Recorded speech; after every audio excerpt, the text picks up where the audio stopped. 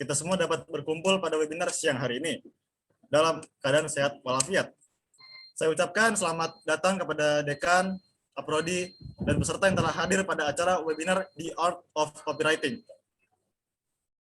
Saya ucapkan terima kasih kepada Anggit Maulani Julistania selaku Ketua Pelaksana acara webinar The Art of Copywriting. Saya ucapkan terima kasih kepada Marcella Putri Indasari selaku Ketua Umum Himpunan Mahasiswa Sastra Inggris Universitas Nasional. Yang kami hormati Mem Siti Tuti Alawiyah SSM Hum selaku Ketua Program Studi Sastra Inggris Universitas Nasional. Saya ucapkan terima kasih kepada yang terhormat karena telah memberikan izin kami melaksanakan acara webinar ini, kepada Bapak Dr. Andes Somadi Sosrohadi, MPD, selaku Dekan Fakultas Bahasa dan Sastra Universitas Nasional. Kemudian saya ucapkan terima kasih kepada Saudari Tifal Naura, selaku moderator acara webinar The Art of Copywriting. Tidak lupa juga saya ucapkan terima kasih dan selamat datang kepada seluruh peserta webinar acara The Art of Copywriting. Saya selaku MC acara webinar pada hari ini, izinkan saya memperkenalkan diri. Nama saya Muhammad Ilham Pratama Hasri, mahasiswa Program Studi Sastra Inggris Universitas Nasional Angkatan 2019. Baiklah, sebelum acaranya kita mulai, saya akan membacakan tujuan dan susunan acara webinarnya. Yaitu tujuan dari webinar The Art of Copywriting, yakni untuk meningkatkan minat kita dalam menulis secara akademis ataupun secara umum, dan juga upaya dalam melakukan pemasaran atau penjualan melalui tulisan. Kemudian, saya akan membacakan susunan acara webinar hari ini, yang akan diawali dengan pembukaan, yaitu sambutan dari Ketua Pelaksana, Ketua Umum Himpunan Mahasiswa Sastra Inggris Universitas Nasional, Kaprodi Sastra Inggris Universitas Nasional, dan Dekan Fakultas Bahasa dan Sastra Universitas Nasional. Dilanjutkan pembacaan peraturan kegiatan webinar, pemberian materi oleh narasumber, sesi tanya jawab, dan foto bersama. Sebelum acara webinarnya kita mulai, mari sama-sama kita dengarkan sambutan dari Ketua Pelaksana yang saya hormati. Kepada Anggit Maulani Julistania, saya persilakan. Baik, terima kasih Kak Hasri untuk pembukaannya. Assalamualaikum warahmatullahi wabarakatuh. Selamat siang semua dan salam sejahtera untuk kita semua. Marilah kita panjatkan puji dan syukur kehadirat Tuhan Yang Maha Esa, yang mana karena berkat rahmat dan karunia-Nya kita dapat melaksanakan webinar pada siang hari ini, dan para peserta dapat menghadiri webinar ini dalam keadaan sehat walafiat. Saya, Anggit Julistania, selaku Ketua Pelaksana acara ini, webinar yang berjudul The Art of Copywriting, ingin mengucapkan terima kasih yang sebesar-besarnya kepada yang terhormat Bapak Dr. Andes Somadi Sosrohadi MPD selaku Dekan Fakultas Bahasa dan Sastra Universitas Nasional, yang terhormat Ibu Siti Tuti Alawiyah selaku Kepala Program Studi Sastra Inggris Universitas Nasional, dan yang terhormat narasumber kita pada siang hari ini, Kak Yoga Walanda Kai Sareka. Dan tak lupa, saya ingin mengucapkan terima kasih kepada seluruh tim, teman-teman panitia pelaksana yang membantu saya dalam menjalankan acara ini, sehingga acara pada siang hari ini dapat berjalan dengan baik dan lancar. Dan sesuai judul dan tema webinar kali ini, yaitu copywriting, akan dibahas apa itu copywriting, dan juga kita akan belajar esensial atau hal-hal yang kita perlu tahu untuk melakukan copywriting. Dan kami harap dengan diadakannya webinar ini akan meningkatkan minat kalian dalam menulis dan juga menambah pengetahuan kalian, termasuk saya sendiri, dalam melakukan copywriting. Cukup sekian sambutan dari saya. Apabila ada salah kata, mohon dimaafkan. Baik, itu saja. Kembali lagi ke Kak Hasri. Silakan Kak Hasri.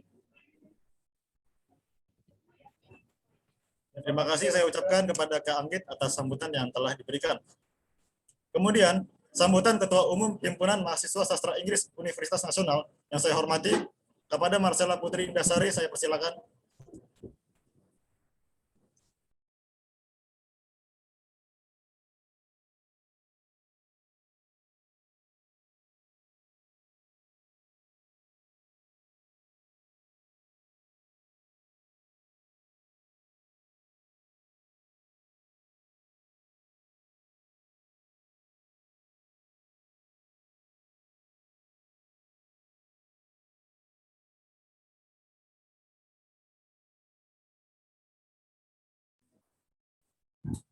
Maaf, ada sedikit kendala. Selanjutnya, sambutan dari Ketua Program Studi Sastra Inggris Universitas Nasional yang saya hormati, kepada Mem Siti Tuti Alawiyah SSM HUM, saya persilakan. Baik, terima kasih MC ya. Assalamualaikum warahmatullahi wabarakatuh. Ya, salam sejahtera. Saya tidak tahu salam saya dijawab atau tidak ya, saya nungguin gitu ya. Ternyata ini virtual, kadang suka lupa. Oh iya, baik. Salam sejahtera untuk kita semua ya, puji syukur atas kehadirat Allah Subhanahu wa taala. Di hari libur ini, weekend ini, di sela-sela kesibukan kita semua, kita masih bisa menghadiri acara yang tentunya sangat insya Allah bermanfaat ya, yaitu The Art of Copywriting. Saya ingin mengucapkan salam dulu, selamat siang untuk narasumber kita pada siang hari ini, Kak Yoga. Kak Yoga sudah masuk belum ya? Halo Ibu, sudah Bu. Oke, terima kasih Kak Yoga. Kita baru ketemu ya, Yoga Cesareka ya. Betul. Ya, salam kenal Kak Yoga dari Universitas Nasional. Di sini juga ada rekan-rekan dosen, ada Ibu Intan. Selamat siang Bu Intan. Juga ya, juga saya ingin mengapresiasi juga ya, terima kasih kepada Anggit ya, yang menjadi ketua pelaksana, meskipun sekarang dia sudah berbeda alam, kuliah di malam hari maksudnya. Baik. Ya, sudah di kelas karyawan, tapi silaturahminya masih terjaga, terbukti dia menjadi ketua pelaksana dan acaranya terbilang cukup sukses juga. Juga Hima, luar biasa nih Hima kita, Kak Yoga, Hima Sastra Inggris ini dalam 1 semester kurang lebih sudah mengadakan beberapa acara, meskipun acaranya acara virtual gitu ya, masih berupa webinar-webinar ya.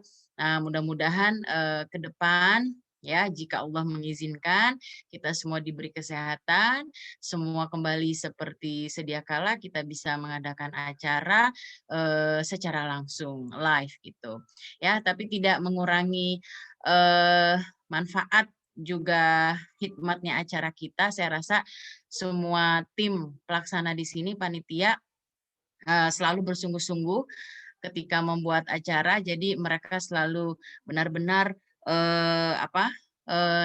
memikirkan, mendesain dulu apa rencananya, tentunya sesuai dengan program kerja. Yang lalu kita sudah sukses dengan bedah buku, ya, bedah buku. Kemudian juga sebelumnya pernah ada acara lagi. Nah, sekarang mengenai copywriting, ya, ini semua adalah skills. Dibilang baru nggak juga baru, tetapi kalaupun nggak baru, anak-anak mungkin banyak yang nggak ngeh. Ya. Copywriting ini sangat diperlukan sekali, terutama untuk profesi milenial ya Kak Yoga ya. Kadang-kadang meskipun sudah kuliah, tapi kalau di kuliahnya atau di bangku kuliahnya itu tidak punya soft skills yang lain, ya tidak terasah, ya kadang-kadang juga jadi minim pengetahuan. Tapi dengan adanya pengetahuan dan mengundang narsum atau praktisi yang sudah luar biasa di luar sana seperti Kak Yoga, ya insya Allah ini menjadi penambah imun nih Kak Yoga ya, penambah imun buat teman-teman supaya bisa mendorong kita semua, oh ternyata copywriting seperti ini gitu ya, punya manfaatnya yang luar biasa. Karena belajar di kampus aja itu tidak cukup ya, banyak guru itu katanya bagus ya Kak Yoga ya, banyak guru, berguru dengan banyak orang insya Allah katanya bagus. Saya rasa itu aja kali ya pembukaan dari saya. Mungkin Pak Dekan belum bisa mengikuti karena beliau habis ikut bimbingan teknis ya. Beberapa teman dosen juga mengikuti kegiatan tersebut dan hari ini kalau tidak salah hari terakhir. Jadi saya rasa mudah-mudahan webinar ini bisa berlangsung dengan lancar, tapi semoga kegiatan ini tidak hanya selesai Kak Yoga menutup acara selesai sudah, tetapi ada oleh-oleh yang kita bawa pulang nih teman-teman ya. harus melekat gitu. Mungkin bisa praktik segala macam dan lain sebagainya. Karena profesi milenial sekarang itu dia nggak perlu lagi bawa lamaran, berkas, map, ya tidak perlu, tapi berdiam diri di depan laptop saja itu juga sudah bisa menghasilkan uang. Begitu. Ya, tentunya dengan kemahiran menulis ya dan lain sebagainya. Itu aja dari saya. Terima kasih MC, moderator semua, Anggit, juga teman-teman dosen yang sudah ikut mengikuti acara ini. Kak Yoga, terima kasih. Mohon maaf jika anak-anak kami sedikit nanti ya rewel atau apa, tapi saya yakin Kak Yoga pasti bisa bisa memberikan pencerahan ya untuk anak-anak UNAS ini, untuk Sasing. Terima kasih, selamat berwebinar. Saya tetap mengikuti, mungkin saya izin untuk off cam aja.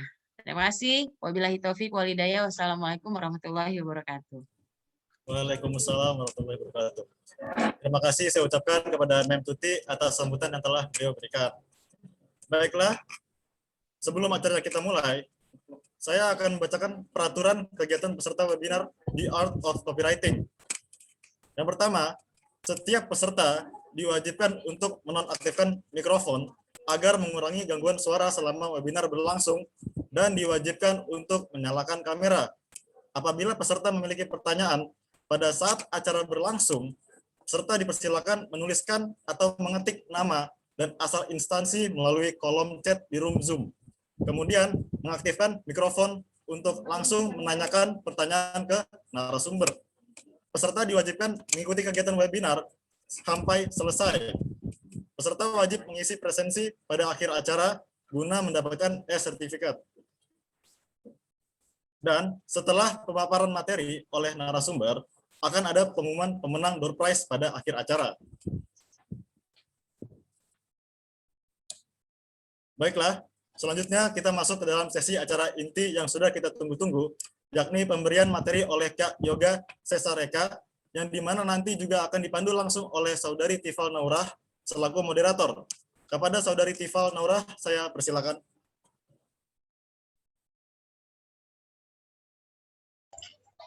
Baik, terima kasih Ilham Masri atas kesempatan yang diberikan. Assalamualaikum warahmatullahi wabarakatuh. Selamat siang dan salam sejahtera untuk kita semua. Gimana kabar Bapak, Ibu, teman-teman? Baik ya? Alhamdulillah. Alhamdulillah, Ibu. Perkenalkan, saya Tifal Naura selaku moderator yang akan memandu acara seminar pada kegiatan siang hari. Sebelumnya, saya ucapkan terima kasih dan selamat datang kepada Ibu Siti Tuti Alawiyah SSM HUM, Ibu Bapak dosen yang terhormat, dan juga teman-teman yang hadir pada siang hari ini. Baik, berikutnya peraturan selama diskusi yang akan berlangsung akan saya bacakan. Selama diskusi akan ada 3 sesi. Di sesi pertama, narasumber memaparkan materinya selama kurang lebih 45 menit. Selama pembicara menyampaikan materinya, peserta tidak diperbolehkan melakukan interupsi. Setelah narasumber menyampaikan materinya, akan ada sesi diskusi dan tanya jawab dengan para peserta. Teman-teman sekalian, adapun topik yang akan kami bahas ini seputar copywriting, atau bisa dibilang seni berbicara dengan konsumen. Diskusi ini dilatar belakangi oleh mengingat bahwa copywriting adalah suatu teknik pemasaran yang memiliki manfaat penting untuk perluasan sebuah bisnis. Di era bisnis konvensional, kemampuan copywriting ini sudah digunakan seperti dalam pembuatan iklan atau pemasangan billboard. Di era digital, kemampuan copywriting ini juga semakin dibutuhkan, dan di era industri 4.0, di mana segalanya telah mengarah pada dunia digital, maka konten berkualitas tinggi mempengaruhi menjadi salah satu alat paling efektif dalam menjual, baik dalam produk atau layanan jasa. Oke teman-teman, diskusi mengenai copywriting ini akan dibahas oleh narasumber yang sudah hadir di tengah-tengah kita. Kak Yoga Sesareka. Halo, selamat siang Kak Yoga. Halo. Aku panggil Tifal namanya ya? Iya. Oke, halo Tifal, gimana kabarnya? Alhamdulillah baik. Kak Yoga, apa kabarnya Kak? Baik. Alhamdulillah. Waktu semangat. Wih, keren. Sekarang lagi sibuk apa nih Kak? Kalau sekarang ya masih tetap ngurusin ini sih ya, sosmed 1%, karena bagaimanapun juga sosmed Sabtu Minggu nggak pernah libur gitu kan. Dia tetap jalan, dan ya belakangan teman-teman sosmed ya, kalau di 1% ya bakal sibuk ngurus sosmed aja sih, kayak gitu. Oke, keren. Sebelumnya saya ucapkan terima kasih ya Kak dan selamat datang di acara webinar The Art of Copywriting Himpunan Mahasiswa Sastra Inggris.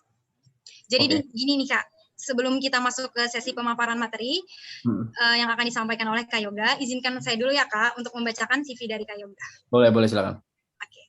Jadi teman-teman semua, Kak Yoga ini lulusan Ilmu Komunikasi Universitas Telkom tahun 2020. Kak Yoga juga pernah mengikuti Branding Marketing Selling 1.0 to 4.0 oleh Subiakto Priyo Sudarsono dari Bisa Bikin Brand. Kemudian Kak Yoga juga pernah mengikuti Mahir Copywriting oleh Dewa Eka Prayoga dari Billionaire Coach. Dan Kak Yoga juga pernah mengikuti Home Art Exercise menulis kreatif yang berbobot oleh Ayu Tami dari Komunitas Kalian.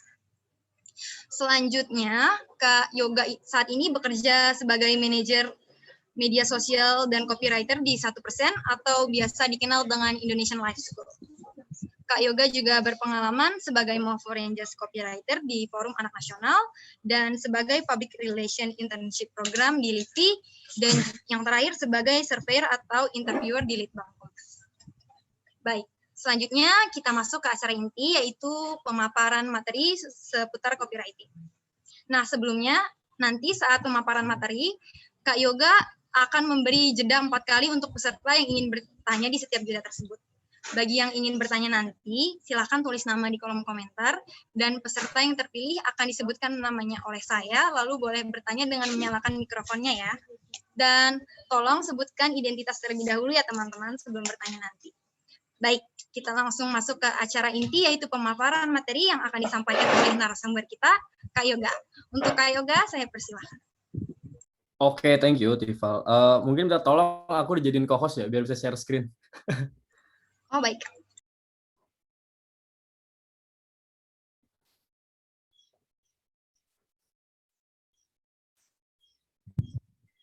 Atau kalau boleh saran, Tifal bisa pilih yang multiple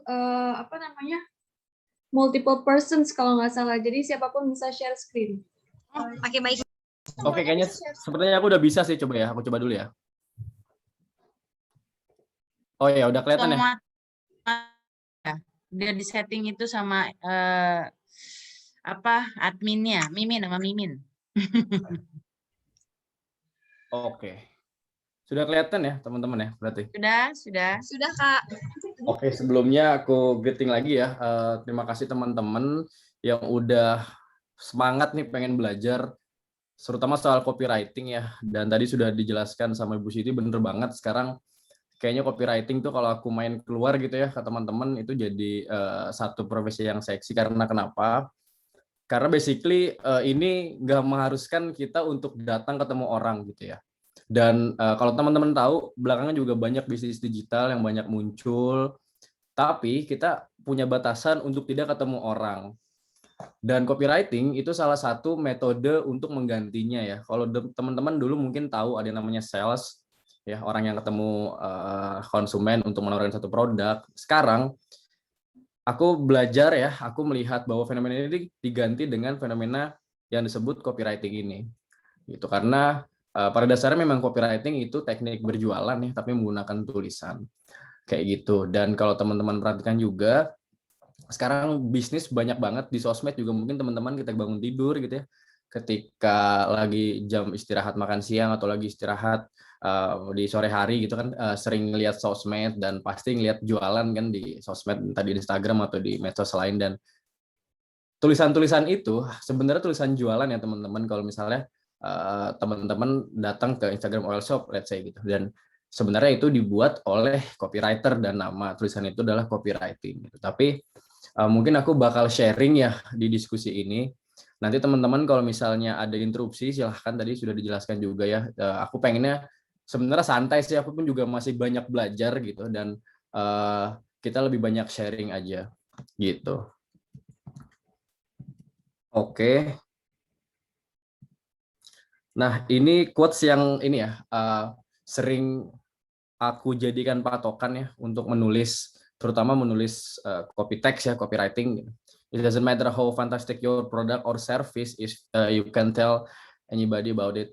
Jadi percuma kalau kita punya produk yang bagus ya, yang fantastis, yang keren banget lah, tapi ya kita nggak bisa bicara soal produk kita gitu. Percuma kalau kita selalu membangga-banggakan ya, kita bilang wah ini produk bagus nih dengan omongan doang, tapi ya kita kalau nggak bisa present ke audiens kita ya buat apa. Dan ini adalah salah satu mindsetku ya dalam menulis, terutama untuk copywriting begitu. Dan mungkin aku nanti bakal banyak ya sedikit bahas beberapa brand yang sudah terkenal ya, seperti MacBook gitu atau Nike yang sebenarnya fenomenanya ini keren banget ya. Mereka pun bahkan sejauh dia bisa melemparkan sisi emosionalnya ke audiensnya. Jadi aku rasa ini nggak cuma persoalan bagaimana orang itu membeli Nike atau MacBook itu karena alasan rasional, tapi mereka lebih ke alasan emosional. Nanti bakal aku coba share ya teman-teman. Gitu. Tapi sebelum bahas copywriter nih, aku bakal sharing dulu soal menulis itu sendiri ya, karena memang keberangkatan dari menulis gitu. Jadi intinya adalah menulis sebagai proses kreatif. Dan ini ya teman-teman mungkin paham juga, menulis merupakan sebuah bentuk seni ya. Kita coba mengeluarkan apa gagasan kita, mengeluarkan apa yang kita pikirin itu ke dalam satu tulisan ya yang bersifat indah, let's say gitu. Dan itu adalah sebuah seni. Yang kedua adalah bentuk komunikasi, jelas ya dengan menulis kita bisa menyampaikan pesan. Yang terakhir adalah bentuk dokumentasi ya. Kita bisa dengan tulisan kita bisa coba untuk merekam memori kita, merekam kenangan kita dan lain-lain gitu. Terus fungsinya sebenarnya banyak banget ya. Tadi juga aku share soal bagaimana tulisan itu bisa untuk merekam memori dan kenangan, terus sebagai solusi dari sebuah permasalahannya jelas ya kalau misalnya kita lagi ada masalah diri nih gitu, kayak teman-teman sekarang mungkin sering insecure, sering overthinking gitu kan. Ya, sebenarnya salah satu metodenya itu baik untuk menulis. Karena apa? Ya karena kita tahu sebenarnya dengan menulis itu apa sih yang kita rasakan gitu. Dan itu proses terapi juga ya, namanya journaling kayak gitu. Terus sumber ilmu dan referensi jelas banget ya dengan menulis gitu. Kita bisa memberikan ide-ide kita ke orang lain ya, ilmu-ilmu kita ke orang lain. Sumber motivasi dan inspirasi jelas dengan menulis kita jadi punya satu motivasi gagasan lagi untuk melakukan hal baru dan lebih ke arah bisnis ya, tentu meningkatkan finansial gitu. Dan fungsinya tujuannya apa sih? Banyak sebenarnya, aku ngebaginya so far jadi 3 sih. Memang ada bersifat pribadi ya, kayak diary, jurnal, worksheet. Ini kan pribadi banget ya. Kalau teman-teman mungkin pernah nonton film tuh yang si karakternya nulis Dear Diary, hari ini aku bla bla bla bla gitu. Itu kan pribadi banget ya. Jurnal juga sama sebenarnya dan worksheet sama.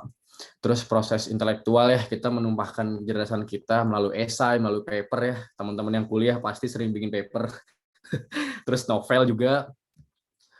Yang terakhir komersial ya, tentu ini bersifat dengan pembuatan relasi ekonomi gitu ya. Banyak banget contohnya, kayak ada skrip ya, iklan tadi dijelaskan juga, dan caption begitu.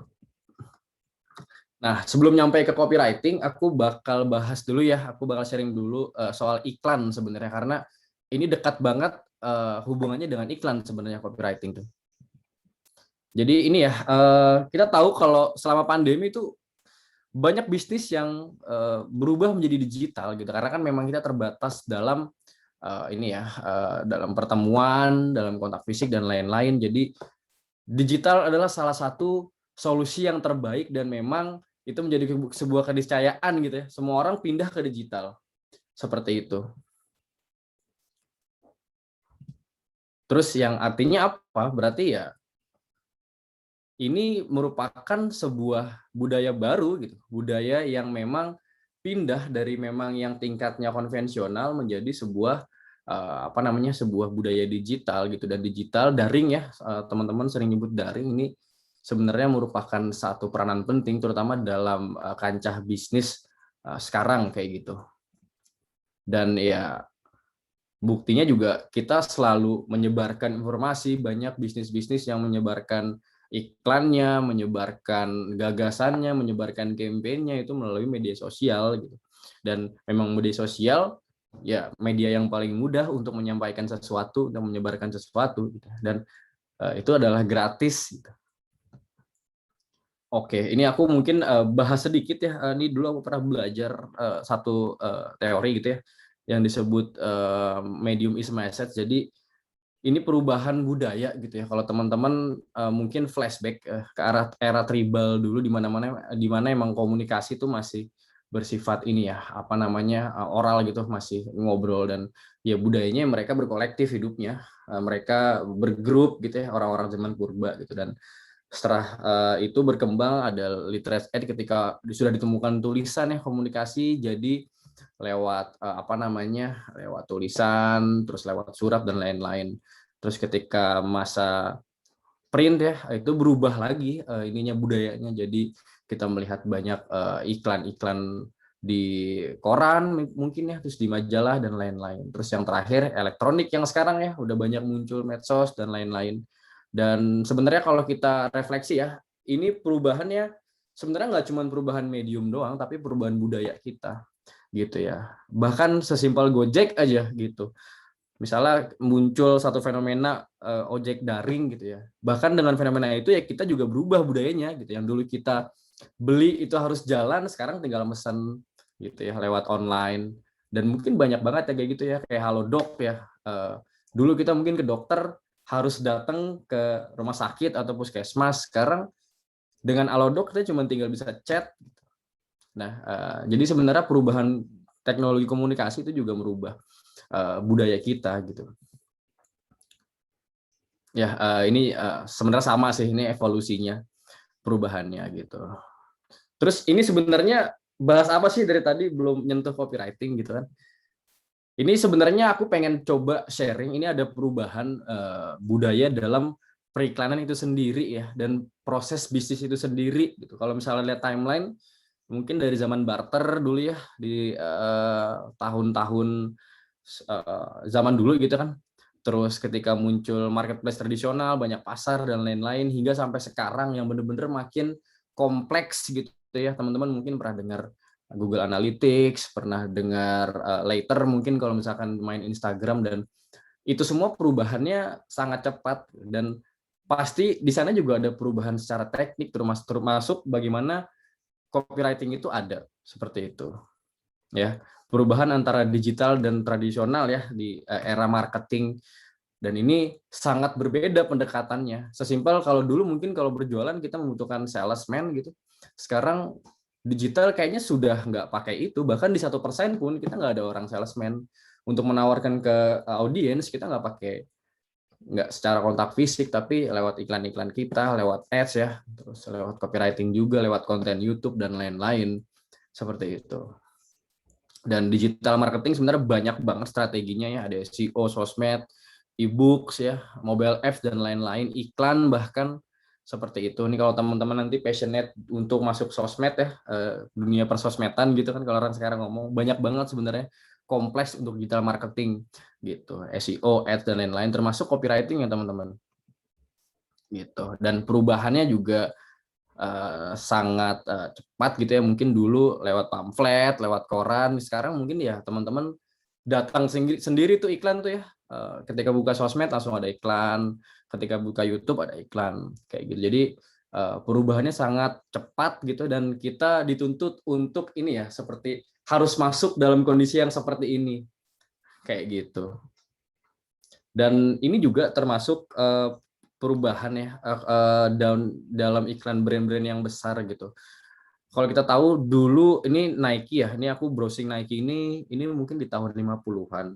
Kecenderungan iklan-iklan di tahun 50-an itu sebenarnya banyak ngomongin soal produk ya.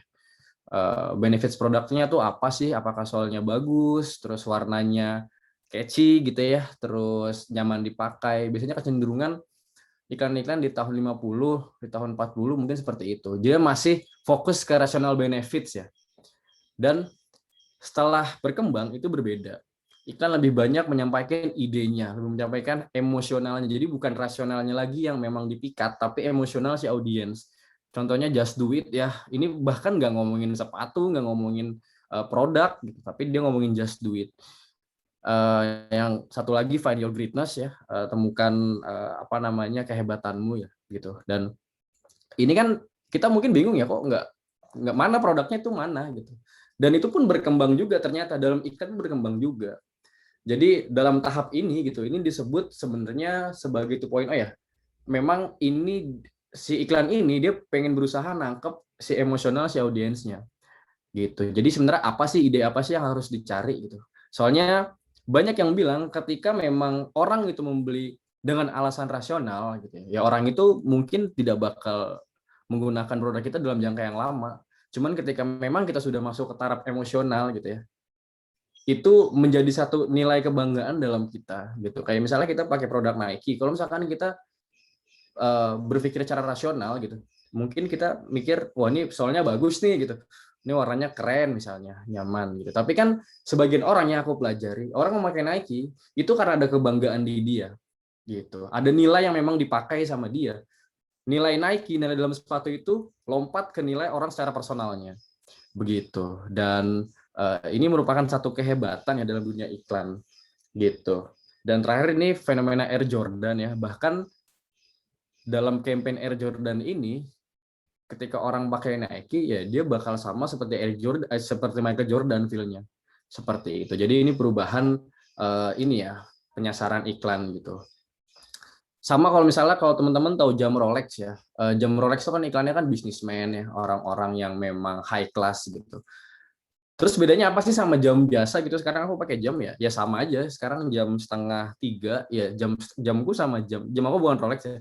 Jamku sama jam Rolex ya sama aja menunjukkan jam 2:30. Tapi ketika orang pakai Rolex ya, itu ada nilai yang melekat sama dia. Ada satu hal yang melekat sama dia, yaitu nilai kebanggaan dia sebagai bisnismen, sebagai orang yang high class gitu. Dan itu sebenarnya nggak sesimpel apa ya, menyampaikan nilai itu nggak sesimpel itu, tapi itu merupakan proses yang panjang, proses iklan ya, proses pemberian nilai-nilai itu. Dan salah satunya adalah dengan bentuk dalam strategi copywriting begitu. Pun juga sama dengan MacBook ya. MacBook juga dulu dia masih ngomongin rasional produknya, ini pakai prosesor apa, terus speknya apa gitu. Terus ketika muncul tagline ya, think different ya, berpikir berbeda gitu. Ini keren banget. Aku sebenarnya salah satu ini ya mungkin ya bisa disebut troll ya. Dan Steve Jobs ini keren. Aku pernah nonton ininya dia, apa namanya, speech-nya dia di YouTube. Dia bilang ya dunia sekarang terlalu bising. Dalam arti bising bukan berisik, tapi terlalu banyak hal yang dipikirkan orang. Let's say yang tadi aku sharing juga, banyak banget bisnis sekarang berterbangan di sosmed ya. Bisnis A, B, C sampai Z mungkin. Dan itulah yang disebut Steve Jobs sebagai dunia yang bising gitu. Dan kita nggak mungkin, menurut Steve Jobs ya, kita nggak mungkin bikin orang itu buat ingat produk kita. Lalu gimana caranya? Ya inilah yang dilakukan dia gitu. Kita pengen ada orang bisa nangkep produk kita menggunakan satu nilai kita. Dan saat itu dia menyebutkan think different ya, berpikir berbeda kayak gitu, think different ya. Dan aku nggak tahu ya, ini mungkin asumsiku gitu. Nanti mungkin kalau teman-teman ada diskusi bisa dilemparkan. Nah, bahkan mindset ini sampai sekarang gitu ya. Kayak aku nggak tahu kenapa orang yang menggunakan gadget Apple gitu ya, dibanding merupakan yang non Apple gitu ya, dibanding non Apple, kenapa itu seakan-akan punya sesuatu yang berbeda gitu ya. Ini asumsiku ya. Ketika teman-temanku juga yang kreatif gitu, misalnya yang kerja jadi kreatif, dia merasa oh kayaknya nih anak kreatif nih cocoknya pakai Apple nih gitu, kayaknya nggak tahu beda aja gitu. Nah, aku juga sebenarnya dulu nolak, kok bisa sih satu laptop aja tuh bisa bikin kelas-kelas baru dalam kehidupan ya, bikin nilai-nilai baru dalam kehidupan gitu. Sebenarnya ada apa gitu. Nah, setelah aku pelajari, jangan-jangan ini memang teknik marketingnya si Apple nih. Ketika memang si Steve Jobs ngomong think different gitu ya. Ya bahkan mindset orang pun bisa berubah kayak gitu. Ketika orang mikir, oh kayaknya gue pengen pakai Apple nih biar berbeda nih, biar pakai nilai gitu ya. Ya itu kan sebenarnya nggak serta-merta berubah, tapi memang ada nilai kayak gitu. Jadi hebatnya marketing seperti itu gitu ya. Hebatnya sebuah tagline ya seperti itu. Lagi-lagi ini adalah ngomongin iklan gitu. Dan yang terakhir ini ya behind the Mac dan Test Impossible. Jadi di framingnya berbeda gitu. Ketika iklan-iklan Apple itu selalu menggunakan perbedaan-perbedaan yang nggak dipakai orang lain gitu ya. Dan kalau misalkan teman-teman nanti ada masukan lain atau argumen lain silahkan diskusikan. Cuma so far ya itu juga terpatri dalam benakku gitu ya. Aku ngerasa oh ini ada perbedaan nih antara ini ya, antara nilai-nilai dalam beberapa produk gitu. Nggak cuma itu aja sih, mungkin teman-teman punya preferensi lain ya, misalnya kosmetik apa nih, kalau B dan A itu kok beda sih, padahal mah produknya sama gitu. Atau misalkan coffee shop mana tuh, aku sering nongkrong di dekat-dekat UNAS tuh, ada coffee shop yang A dan B gitu ya. Padahal mah jualnya sama kopi aja, tapi kok kayaknya ada yang berbeda gitu ya. Ketika aku masuk ada yang berbeda gitu. Dan disitulah letak sebuah marketing dimulai, sebuah branding dimulai gitu ya. Jadi memang ada nilai yang harus disebar sih ke audiensnya kayak gitu. Dan ini dasarnya sebenarnya iklan, dasarnya adalah copywriting, dan ini merupakan penting banget gitu. Jadi sebenarnya selain untuk berjualan gitu ya, copywriting juga fungsinya untuk menyampaikan nilai-nilai bisnis yang dijalani seperti itu. Jadi ini ada transisi budaya periklanan ya, yang tradisional dan kasar gitu, konvensional, menuju yang persuasif ya, yang lebih menggunakan psikologis ya, yang lebih mengajak gitu. Jadi ya kreativitas sangat dibutuhkan di sini gitu.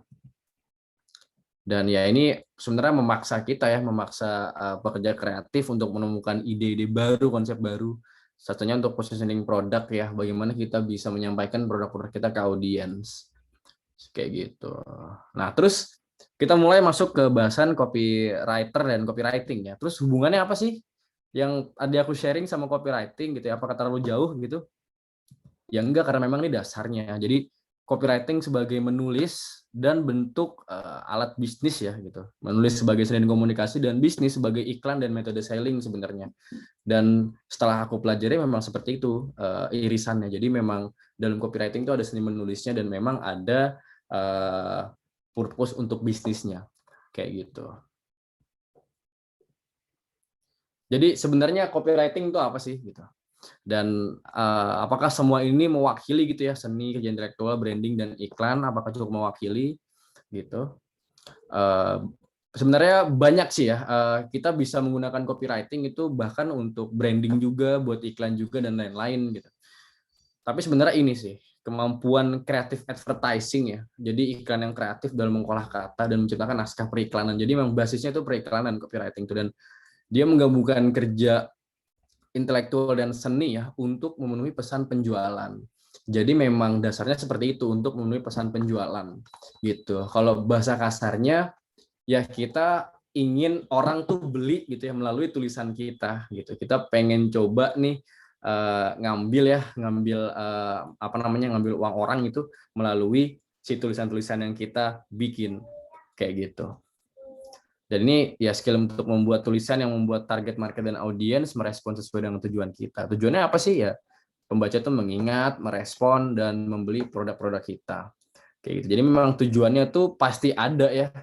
Dan salah satunya adalah supaya pembaca tuh mengingat, merespon, dan membeli produk kita. Gitu. Nah, ini yang sering ditanyain ya. Bedanya apa sih, Bang, content writer dan copywriter? Gitu. Aku punya analogi yang mungkin bisa lebih mudah dipahami. Jadi kalau misalnya mereka itu pegawai restoran gitu ya. Kalau content writer itu mungkin kerjanya dia tuh yang beli bahan makanan, terus dia yang masak gitu ya sampai rasanya sangat nikmat gitu. Dan kalau copywriter dia tuh yang mengemas ya, yang merapikan, yang melayani, terus yang mengantarkan makanan itu pada konsumen gitu. Dia pramusaji. Jadi simpel ya, kalau content writer itu kalau dalam sebuah perusahaan biasanya itu dia menulis konten ya, menulis konten yang notabene dia nggak ada tone of selling-nya, belum ada bahasa-bahasa yang menjual. Dia mencari satu konten, terus dia meriset, terus dia bikin analisis dari konten itu, dan itu belum ada tone of menjualnya, ya tone of selling-nya. Nah setelah itu baru dikasih ke copywriter ya, nih tolong nih copywriter, ini tulisan gue udah kayak begini nih, tolong ini dibikin jadi ada sense menjualnya ya, gitu.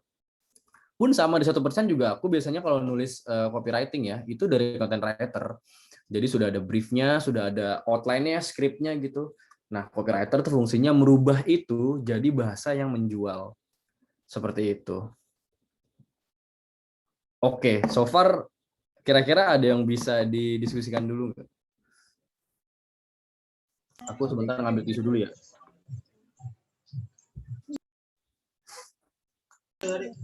Oke, bagi peserta yang ingin bertanya, dipersilakan untuk tulis nama di kolom komentar.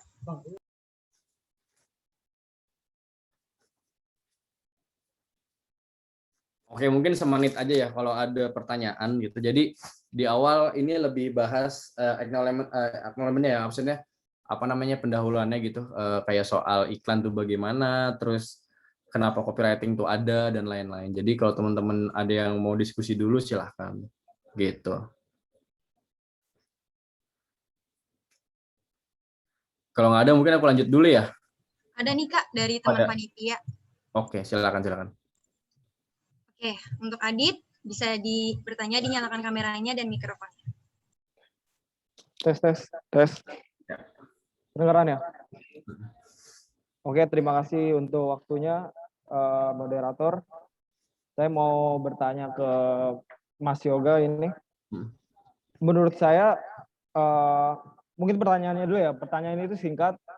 Saya mau bertanya, apa hubungan dari copywriting dengan kami sebagai mahasiswa sastra? Karena menurut saya sendiri, kedua hal tersebut adalah dunia yang berbeda.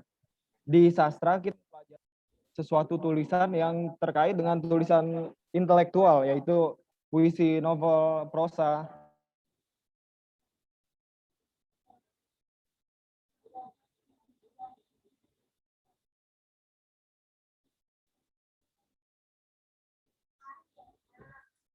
Putus ya? Langsung. Kalau satu tempat yang sama. Kedengaran Pak? Kedengaran ya? Iya. Baik, saya lanjut lagi. Maaf tadi ada terkendala di jaringan. Menurut saya dua hal tersebut adalah dunia yang berbeda ya. Di sastra sendiri kita mempelajari tulisan yang terkait dengan tulisan intelektual, yaitu puisi, novel, dan prosa. Namun di dunia copywriting sendiri kita mempelajari tulisan yang terkait dengan tulisan komersil. Bila tulisan berorientasi kepada komersil ya, menurut saya sendiri tulisan tersebut menjauhkan dirinya dari tujuan seni. Jadi menurut saya dua hal tersebut adalah hal yang berbeda gitu. Itu aja sih, saya butuh pencerahannya deh tentang hubungan antara mahasiswa sastra dengan copywriting itu sendiri. Terima kasih Mas Yoga. Siapa namanya tadi? Sorry, ini menarik banget nih. Mas Yoga juga. Saya Gimana, jadi Kak flashback Yoga? pas Bisa kuliah. dipahami pertanyaannya? Siapa namanya? Siapa namanya tadi? Oh, namanya Aditya Triyoga, Kak. Oke, Adit ya. Mungkin aku mau nanya balik. Menurut kamu, apakah seni itu nggak bisa dikomersilkan? Balik, Dit. Tes. Oh, saya Menurut kamu seni ada fungsi komersial nggak? Aku mau nanya balik coba. Kira-kira. Oke, menurut saya ya, ketika tulisan yang terkait seni ya, di sana ada pertukaran, namun mata uangnya itu bukan sebagai uang ya, namun sebagai pertukaran emosi. Oke. Namun ketika di copywriting yang menjadi orientasinya itu bukan lagi seni kan, Iya betul. tapi komersil.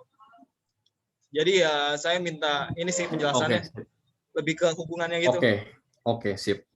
By the way ya, dulu juga aku pernah ini ya. Aku mungkin sharing sedikit dulu juga pun aku kuliah, aku juga pernah punya satu cita-cita mungkin bakal jadi penulis gitu kan. Aku juga dulu sering baca sastra juga gitu. Tapi kalau pertanyaannya hubungannya apa? Itu jelas jauh banget ya. Sebenarnya kalau misalkan secara fundamental itu jauh banget. Tadi bener juga dijelaskan ya, kalau sastra itu lebih ke intelektual, benar, dan copywriting lebih ke penjualan gitu, dan itu jauh banget gitu ya. Tapi secara dasar mereka kan sama gitu ya. Ya ini adalah basis menulis gitu. Bahkan dalam copywriting pun itu kekuatan, kecerdasan untuk menulis itu sangat dibutuhkan gitu. Dan aku tahu teman-teman sastra itu mungkin lebih jelas ya, lebih jago belajar soal bagaimana tata menulis kayak gitu. Tapi ini klise sih ya, ini mungkin jawabannya klise gitu. Dan ini merupakan satu preferensi gitu ya. Kalau misalkan memang kamu memutuskan untuk tidak menjual tulisanmu gitu ya, ya copywriting bukan jalur yang tepat gitu. Tapi kalau misalkan memang kamu merasa ada sesuatu yang menjual gitu ya, kamu pengen menjual ini, menjual satu produk gitu ya. Let's say bahkan buku gitu ya. Ya udah, pakai teknik copywriting gitu. Nah, dulu pun aku kan pernah ini ya, teman-temanku pernah ada yang rilis buku gitu ya, rilis buku sastra, ya rilis buku puisi, rilis novel-novel ceritanya dia gitu ya. Ya oke, memang secara tulisan itu tulisan intelektual, karena secara intelektual gitu. Tapi untuk mengiklankan itu kan butuh satu metode selling kan, betul nggak? Untuk menyampaikan ke deliver ke audiens itu butuh metode selling kayak gitu. Let's say memang kalau misalnya copyright, kalau misalkan tulisan yang bersifat sastrawi itu kan mungkin lebih personal gitu ya, lebih seni, lebih art ya, dia lebih sakral gitu. Tapi untuk mencapai ke audiensmu gitu ya, untuk mencapai ke segmen pasarmu nih, kalau misalkan berseni nih gitu kan, kamu menyampaikan tulisanmu ke segmen pasarmu, ke targetmu, let's say bukan pasar dia cuman targetmu, itu memang dibutuhkan sense of copywriting, sense untuk mendapatkan arah ke targetmu gitu. Dan sistemnya adalah sebagian orang tuh berpikir copywriting tuh ini ya, mungkin pada dasarnya kan memang soal menjual gitu, tapi mungkin ketika memang sudah advance gitu, itu sebenarnya sudah nggak melulu menjual juga, tapi kamu bisa menggerakkan orang ya, bisa merubah mindset orang itu menggunakan copywriting kayak gitu. Jadi memang kalau secara fundamental itu sama ya. Bahkan beberapa pekerjaan pun membutuhkan orang sastra untuk menulis copywriting. Karena apa? Karena memang orang sastra tuh ya, menulis sastra tuh memang tulisannya sangat bagus secara fundamental gitu ya, secara teknis bagus. Cuma ya fungsinya sudah beda sih, Adit ya. Kalau misalkan sastra itu lebih ke intelektual ya, lebih ke seni gitu, personal, sakral gitu ya, let's say kalau misalkan seni gitu. Kalau copywriting ya memang dia untuk iklan. Dan irisannya apa? Ya kalau kamu punya seni, kamu harus mengiklan dong. Kamu harus punya target dong gitu. Ya, salah satu caranya adalah menggunakan teknik copywriting gitu. Supaya karyamu bisa sampai ke targetmu. Gitu sih sebenarnya sih. Ada yang diskusiin lagi kah? Oke. Apa ada yang ingin bertanya lagi, teman-teman? Sepertinya nggak ada yang komen nih, Kak Yoga. Boleh lanjut di materi selanjutnya, Kak? Oke. Thank you, Adit dan teman-teman. Aku lanjut ya.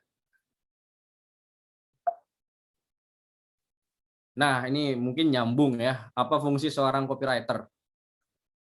Oke, let's say ini iklan ya. Iklan ini Canon ya, Canon A7 mungkin aku lupa gitu. Dia banyak ngomongin benefits ya.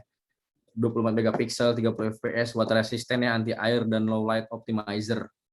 Tapi tadi ya aku terinspirasi dari Steve Jobs gitu. Nggak mungkin kita nyuruh orang buat inget ini kamera 24 megapiksel, 30 fps, water resistant dan ini low light optimizer ya. Nggak mungkin kita nyuruh orang buat inget produk kita, buat ingat apa yang kita jual kayak gitu. Dan fungsi copywriter tuh sebenarnya ini.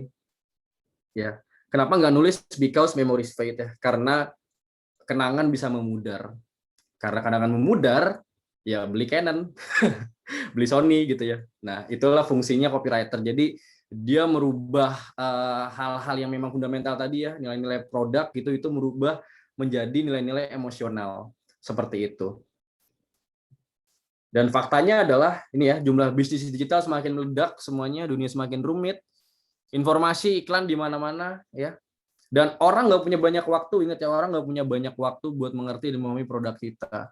Orang nggak punya banyak waktu buat ingat kopi yang kita jual, nasi goreng yang kita jual, terus lipstick yang kita jual, skincare yang kita jual. Orang nggak punya banyak waktu ya, itu harus ditanamkan mindsetnya, terutama dalam dunia digital gitu ya. Dan ya maka itulah copywriter bekerja, ia membuat tulisan yang menarik, provokatif, serta bisa membuat orang tuh nyaman ya.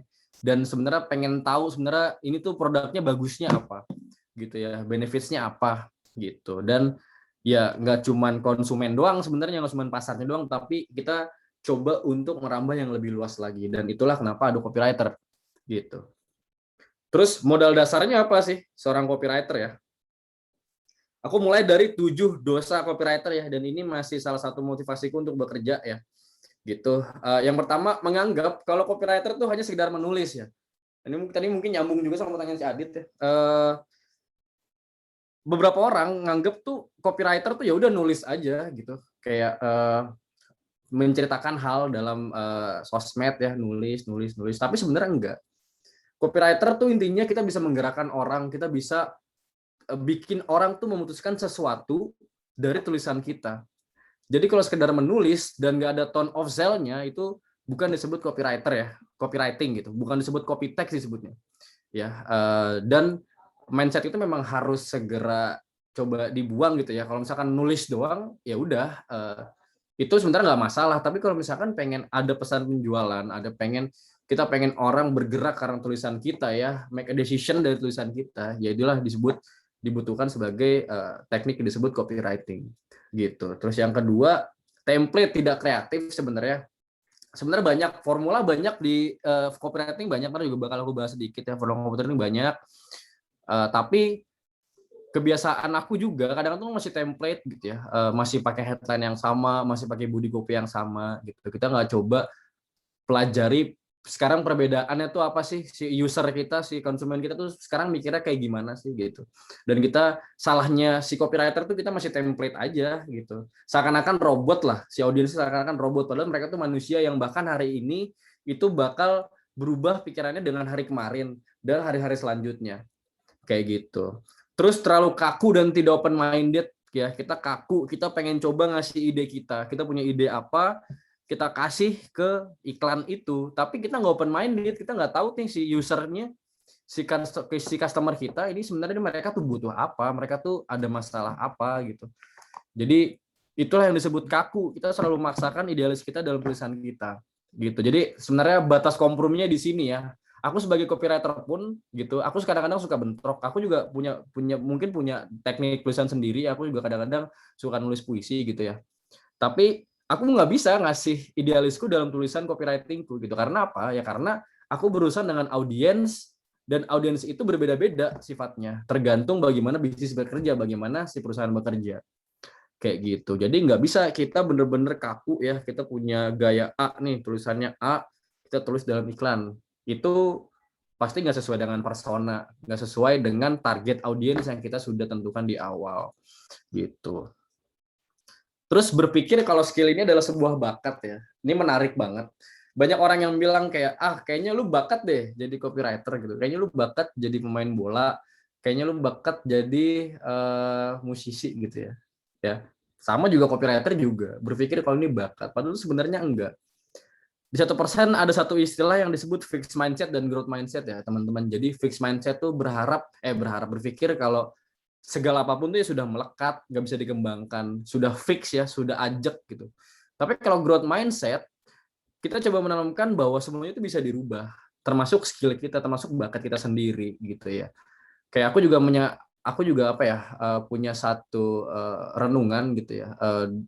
Dulu aku sering banyak nulis, tapi kenapa aku kadang-kadang kaget kok tiba-tiba jadi copywriter gitu. Dan mungkin aku punya bakat sebagai penulis, aku bisa nulis, punya bakat sebagai menulis gitu. Tapi untuk menjadi copywriter itu dibutuhkan pelajaran ya, dibutuhkan satu pengalaman yang memang itu satu effort lagi seperti itu. Jadi bakat tuh aku entah kenapa aku selalu mikir tuh bakat cuma pemantik aja dia gitu. Bahkan aku pikir jangan-jangan tuh Messi, jangan-jangan Cristiano Ronaldo tuh nggak bisa main bola gitu ya.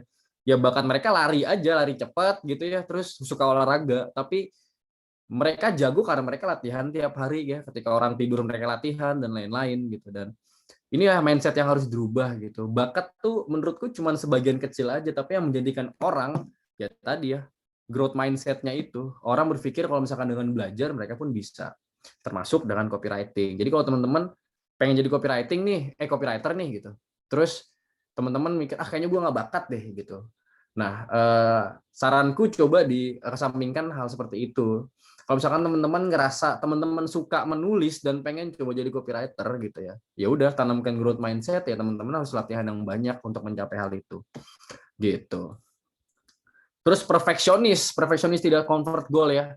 Kita pengen tulisan kita bagus banget, pengen bahasanya tuh keren banget ya, cuman nggak conversion goal. Conversion itu apa? Conversion itu penjualan gitu. Jadi kita berpikir kalau tulisannya bagus nih, bahasanya sesuai diksi ya, dengan puebinya keren gitu, tapi ya percuma kalau itu nggak mendatangkan penjualan gitu. Dan teknik selling ya, teknik menjual sangat dibutuhkan di sini gitu ya, terutama dalam conversion goals ini. Jadi kalau misalkan tulisan kita, terutama dalam copywriter ya, tulisan kita nggak berhasil orang untuk memutuskan satu keputusan baru gitu ya, untuk make decision gitu, berarti memang itu nggak conversion goals. Kita perfeksionis aja tuh gitu. Mungkin tadi ya karena mungkin kita terlalu close minded gitu ya, atau kita tidak coba untuk lebih kompromi gitu dengan tulisan kita, terutama untuk copywriter ya gitu. Terus tidak market centris, berpikir kalau misalkan copywriter tuh buat kita sendiri ya, itu enggak banget. Karena apa? Karena kita punya audiens, karena kita punya si calon customer ini gitu ya, mereka tuh market kita, nggak mungkin kita nulis satu iklan itu buat kita sendiri gitu ya, buat apa, tapi kan buat mereka. Jadi berpikir kalau tulisan ini itu enak dibaca dengan persona B gitu ya. Jadi misalnya aku nih, ya aku berpikir kalau tulisan yoga ini bukan untuk yoga, tapi tulisan yoga ini untuk orang lain gitu. Jadi berpikir kalau userku, customer itu tuh bukan yoga, tapi orang lain ya, yang mungkin bahkan punya sifat yang berbeda dengan diriku sendiri. Kayak gitu. Terus yang terakhir, ya nggak melajari formula copywriting. Dan ini banyak banget formulanya, tapi nanti aku bakal sharing ya. Mungkin sekitar 2 atau 3 formula yang bisa teman-teman pakai. Gitu. Terus ini habits-nya ya untuk killer copywriter. Killer copywriter tuh maksud ini frasa aku aja sih. Maksudnya copywriter yang jago gitu lah, yang hebat ya. Pertama tentu belajar ya. Ini apapun sih, nggak cuma copywriter doang. Segala profesi pun itu memang membutuhkan kegigihan belajar sangat besar.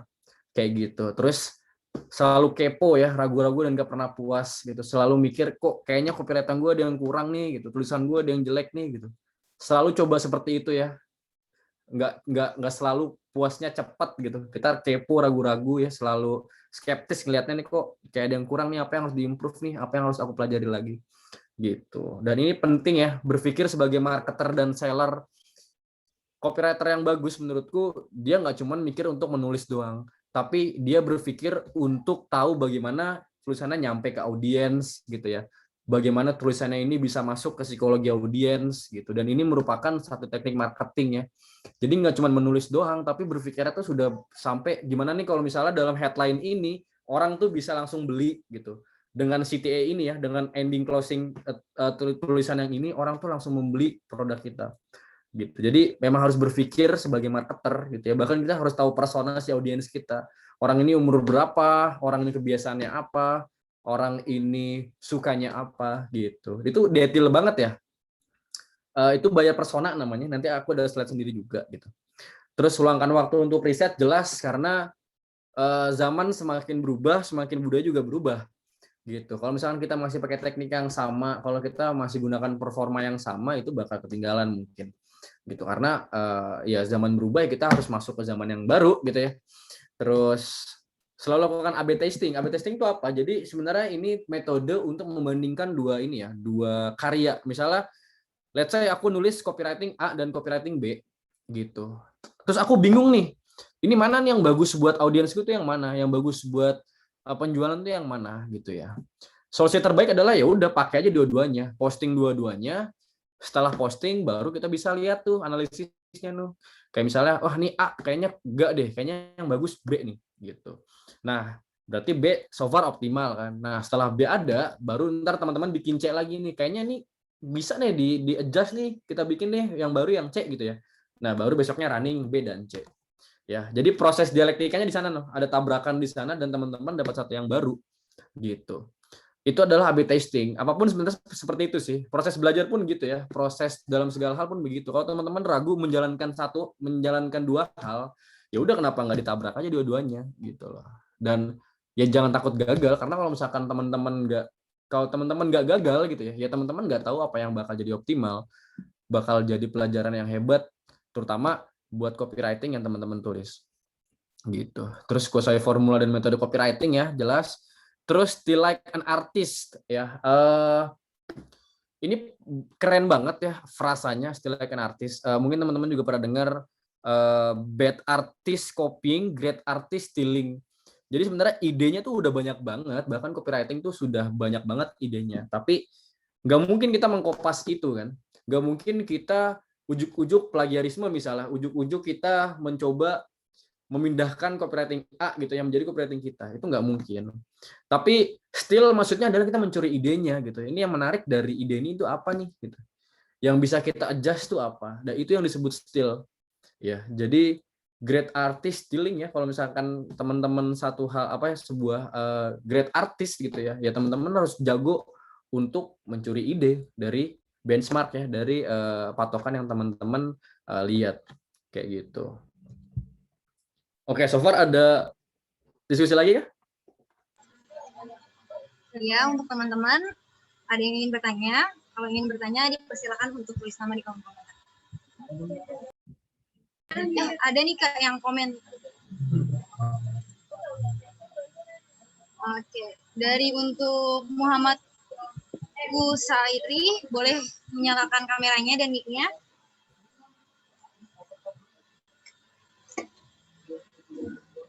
Ada ya? Oh ya udah, dia udah nulis pertanyaan nih Kak di kolom komen. Permisi Mak, mau nanya Mas, dalam dunia copywriter, apakah job desk seorang pengkonsep dari penulisan barang dagang ada berkesinambungannya juga untuk mendesain?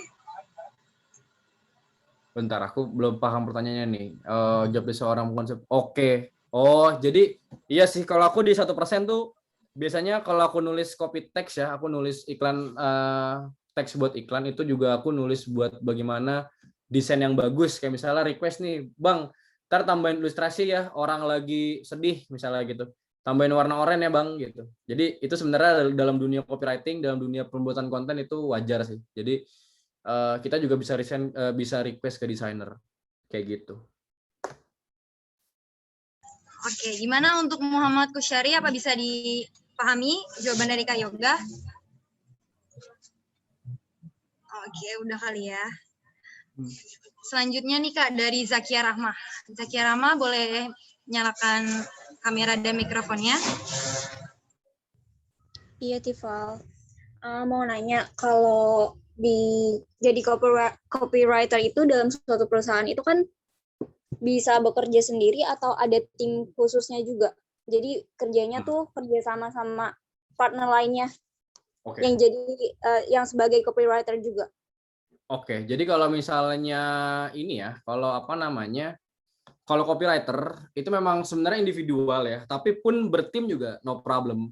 Maksudnya gimana? Jadi itu kadang-kadang kalau di satu perusahaan gitu ya, kayak di 1% juga, memang ada timnya. Fungsi tim itu buat apa? Biasanya itu buat inisiasi dia. Jadi kalau meeting mingguan nih, kita evaluasi nih seminggu ini kita udah bikin headline kayak gini.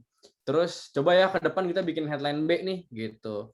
Misalkan minggu ini kita udah pakai formula A nih, minggu depan coba ya kita formula B. Jadi timnya itu sebenarnya lebih ke arah untuk menginisiasi ide. Kira-kira ada inovasi apa sih di copywriting perusahaan ini gitu ya, di sosmed ini ada inovasi apa sih, ada yang bisa diterapkan nggak gitu. Nah itu proses timnya kayak gitu kalau untuk copywriter ya. Tapi basically kalau untuk kerja nulis iklannya pasti sendiri sih. Cuma kalau untuk tim biasanya kalau ada keputusan menggantian gitu ya, kalau inovasi apa, terus metode apa dan lain-lain gitu. Oke, gimana? Oke. Ya, Berarti Zakia, kalau dalam satu perusahaan itu copywriter-nya bisa lebih dari satu atau hanya satu aja, Kak? Oh, tergantung. Kalau perusahaannya gede kan nggak mungkin satu. Kalau perusahaannya sosmed tiap hari 8 postingan gitu ya, nggak mungkin satu dong, pasti banyak gitu. Tapi biasanya dibagi tuh tergantung channel marketingnya. Kalau misalkan Instagram doang, oke, itu bisa Instagram doang. Tapi kalau misalkan ada YouTube, berarti kan ada copywriter YouTube dan Instagram. Jadi dipisah kayak gitu. Jadi itu tergantung kebutuhan sih sebenarnya kalau copywriter tuh ya. Gitu aja. Gantung medianya juga ya. Gantung medianya juga. Kadang-kadang ada yang spesialisasi untuk di website nih, kayaknya ini lebih jago di website nih, ya udah buat di website. Kayaknya dia bagus di YouTube nih buat bikin teks-teks outline-nya gitu. Itu bagus di YouTube gitu. Itu sih. Oke, makasih Kak. Oke, Ini aku lanjut dulu bisa ya. Oke, Kak. Ya, ini aku sampai jam berapa ya? Takutnya kelamaan. Untuk sesi sampai jam 3.35, Kak. Oh, 3.35 ya. Oke. Aku takut kelamaan soalnya. Ini aku lanjut dulu ya. Oke, Kak. Oke, jadi kita sekarang tambah ini ya, ketahui jenis selling untuk membuat copy text. Nah, ini ada jenis namanya soft sell ya, soft sell style. Jadi intinya ini storytelling ya. Jadi merupakan kunci keberhasilan. Kenapa? Karena storytelling itu medium yang bagus untuk kita merambah emosi si audiens, untuk kita menarik hati audiens. Karena dengan storytelling sebenarnya kita lagi curhat nih, kita lagi cerita ya, dan dengan cerita itu kita bisa relate dengan emosinya audiens gitu. Dan ini soft sell ya. Ini kemarin mungkin teman-teman ada yang udah beli juga nih BTS MACD ini. Dan kemarin sempat kita riding the wave juga soal BTS MACD gitu. Tapi intinya apa? Ya kita storytelling nih sebenarnya apa sih yang terjadi gitu ya. Dan kita menjelaskan penyebabnya gitu ya. Pertama ada konformitas dan FOMO misalnya gitu ya.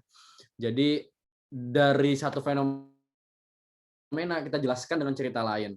Soft sell kayak gitu. Dan kenapa disebut sell? Karena di ending kita jualan gitu ya. Jadi kalau kamu pengen coba tahu masalahmu silahkan datang ke sini gitu. Jadi memang ada jualan di endingnya. Cuma so far kalau soft sell tuh pasti dia dari storytelling dulu dibangun dengan cerita, baru storytelling.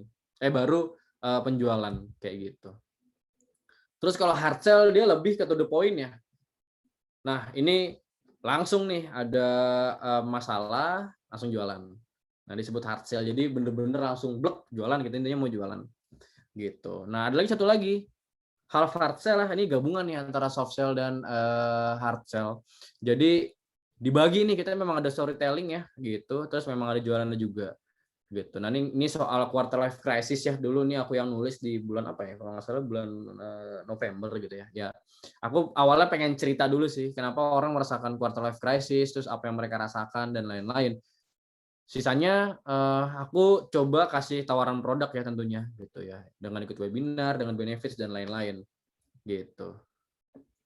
Terus anatominya apa? Sebenarnya sederhana sih, ada headline, body copy dan closing ya. Kalau headline itu judul pertama, terus body copy itu promosinya, penawarannya dan lain-lain ya. Kalau closing itu CTA, dan ini penting banget nih, CTA itu sebutannya tuh ini ya, panjangannya tuh call to action. Call to action itu apa? Jadi itu satu kalimat yang tujuannya adalah untuk menggerakkan si audiens itu gitu. Jadi kalau tanpa CTA ya orang bakal bingung nih, gue baca ini ada maksudnya nggak sih gitu loh. Sedangkan dengan CTA sebenarnya kita bisa goalsnya di sana, kita bisa menggerakkan orang dengan CTA itu. Ini aku lanjut dulu ya karena dikit.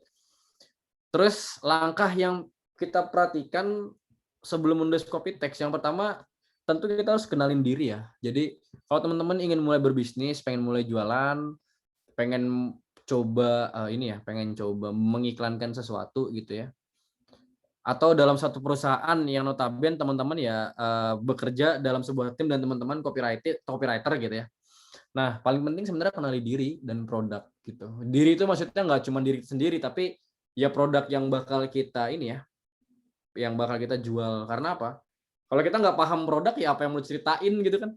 Sesimpel itu. Kalau kita nggak tahu ini benefitsnya apa, kalau kita nggak tahu ini ke fungsinya apa buat audiens ya percuma, ngapain ditulis gitu kan, apa yang mau ditulis gitu. Jadi harus penting goals perusahaan itu apa, terus tujuan perusahaan itu apa, tujuan produknya itu apa, itu harus jelas dan teman-teman harus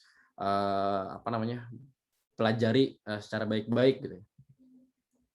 Terus psikologi audiens itu penting karena apa? Jadi dalam dunia marketing itu disebut buyer persona ya teman-teman.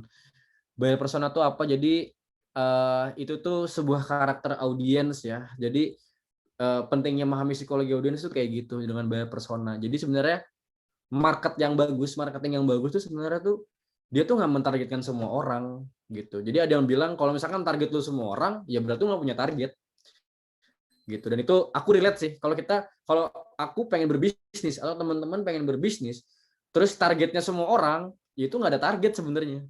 Jadi yang paling bagus adalah satu orang ya, satu persona disebut, satu buyer persona. Dan pahami psikologinya dia, umurnya berapa, terus gendernya apa, hobinya apa, terus dia suka nonton apa, terus ketika dia malam ngapain, bahkan harus sedetail itu ya gitu. Terus dia nggak sukanya apa gitu. Jadi kalau teman-teman nanti mungkin pengen belajar bisnis, ya ini penting banget untuk riset market di awal gitu. Karena kalau misalkan semuanya kita bidik ya susah, kita nggak bakal bisa masuk gitu ya. Dan fungsinya apa si market ini? Jadi kita tahu kalau misalkan kita mentargetkan anak muda perempuan ya 18-24 yang memang dia sosialita atau dia let's say dia senang senang main lah gitu loh. Maksudnya happy gitu ya. Dan ya kita jadi tahu bagaimana kita menulisnya gitu loh. Kalau misalnya kita nggak tahu target kita, ya tulisan kita bakal flat aja gitu. Atau target kita ke ibu-ibu yang memang misalkan ibu rumah tangga gitu ya, kita pengen menjual obat pel gitu ya, let's say targetnya ibu rumah tangga yang memang dia lebih banyak kerja di rumah gitu. Itu kan berbeda dengan target market yang anak muda tadi gitu. Dan fungsinya di sana. Jadi ketika kita tahu target market kita tahu style apa yang bakal ditulis kayak gitu. Jadi jangan sampai kita jual produk, misalnya produk ini memang misalnya buat orang high class gitu ya, buat bisnismen dan lain-lain, tapi gaya tulisan kita tuh anak muda banget gitu. Gaya tulisan kita tuh yang slang banget gitu. Nah, itu nggak mungkin kayak gitu. Jadi fungsinya untuk memahami audiens itu seperti ini. Jadi sebelum menulis pahami dulu ini tulisannya tuh mau arah kemana, si audiens yang seperti apa yang bakal nangkep, seperti itu. Dan tentunya ini ya, ingat audiens nggak punya waktu banyak nih, selalu ditanamkan ke teman-teman.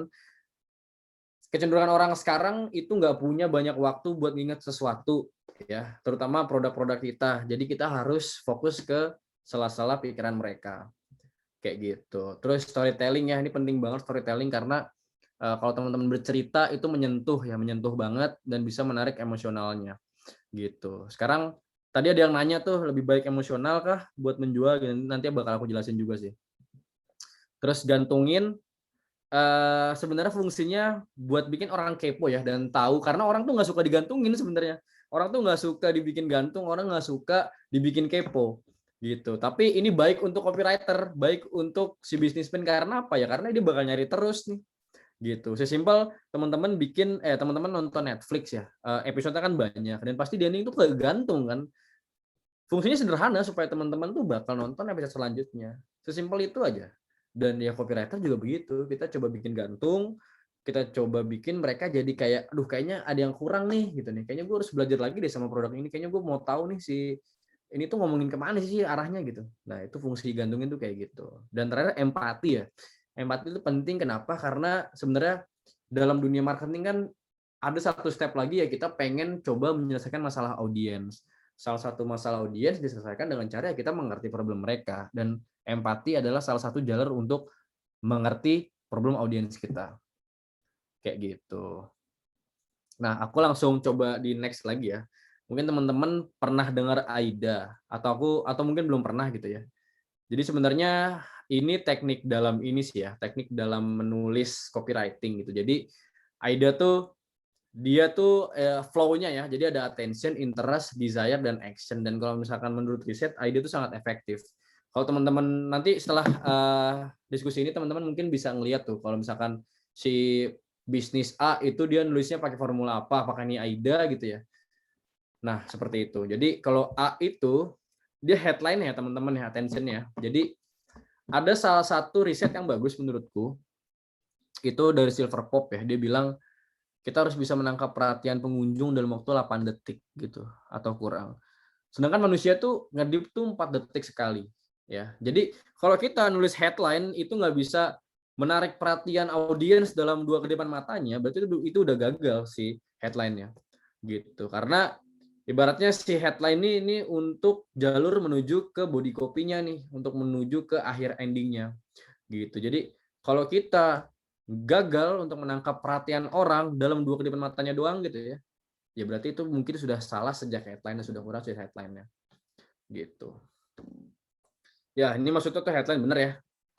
Poinnya sebenarnya headline bukan berfungsi untuk audiens membeli sih, itu mungkin fundamentalnya itu, cuman sebenarnya nggak selalu untuk membeli, tapi ya untuk bikin audiens itu tergelitik ya, dia kepo, penasaran, ingin tahu, terus pengen tahu lebih dalam tentang produknya bahkan perusahaan kita gitu. Terus kalau interest sebenarnya ini kita menarik perhatiannya ya. Jadi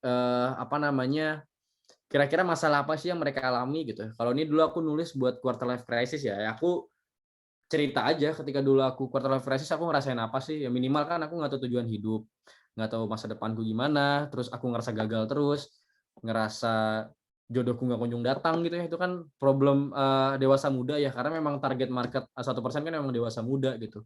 Dan di tahap interest ini kita coba tuh relatein masalah itu ke audiens gitu. Jadi audiens tuh punya masalah apa sih di dalam hidupnya gitu. Dan di dalam teknik copywriting ini disebut interestnya. Ini bisa dipakai di slide 1, di slide 2, di slide 3 gitu ya, kalau teman-teman sering buka Instagram tuh. Kayak gitu. Jadi ini bisa kasih fakta yang unik, informasi yang relate, atau data yang tabu.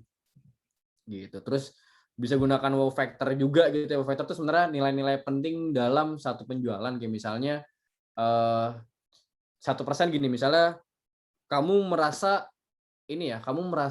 banyak pikiran, tapi ketika kamu pengen cerita ke teman kamu malah dijudge ya, malah diledekin gitu. Nah, itu tandanya berarti kamu bisa coba diskusi sama mentor kita nih gitu, karena mentor kita tuh bisa jaga rahasia kamu dan nggak bakal ngejudge gitu. Dan wow factornya itu kita punya satu layanan di mana mentor ya itu tuh ya kita bisa mendengar mereka, mendengar si audiens kita, dan mereka nggak bakal ngejudge gitu. Dan semua produk harusnya seperti itu ya. Ini disebutnya unique selling proposition atau unique selling point. Jadi wow factor-nya tuh apa dalam suatu produk, dan itu bisa ditunjukkan di wow factor ini kayak gitu.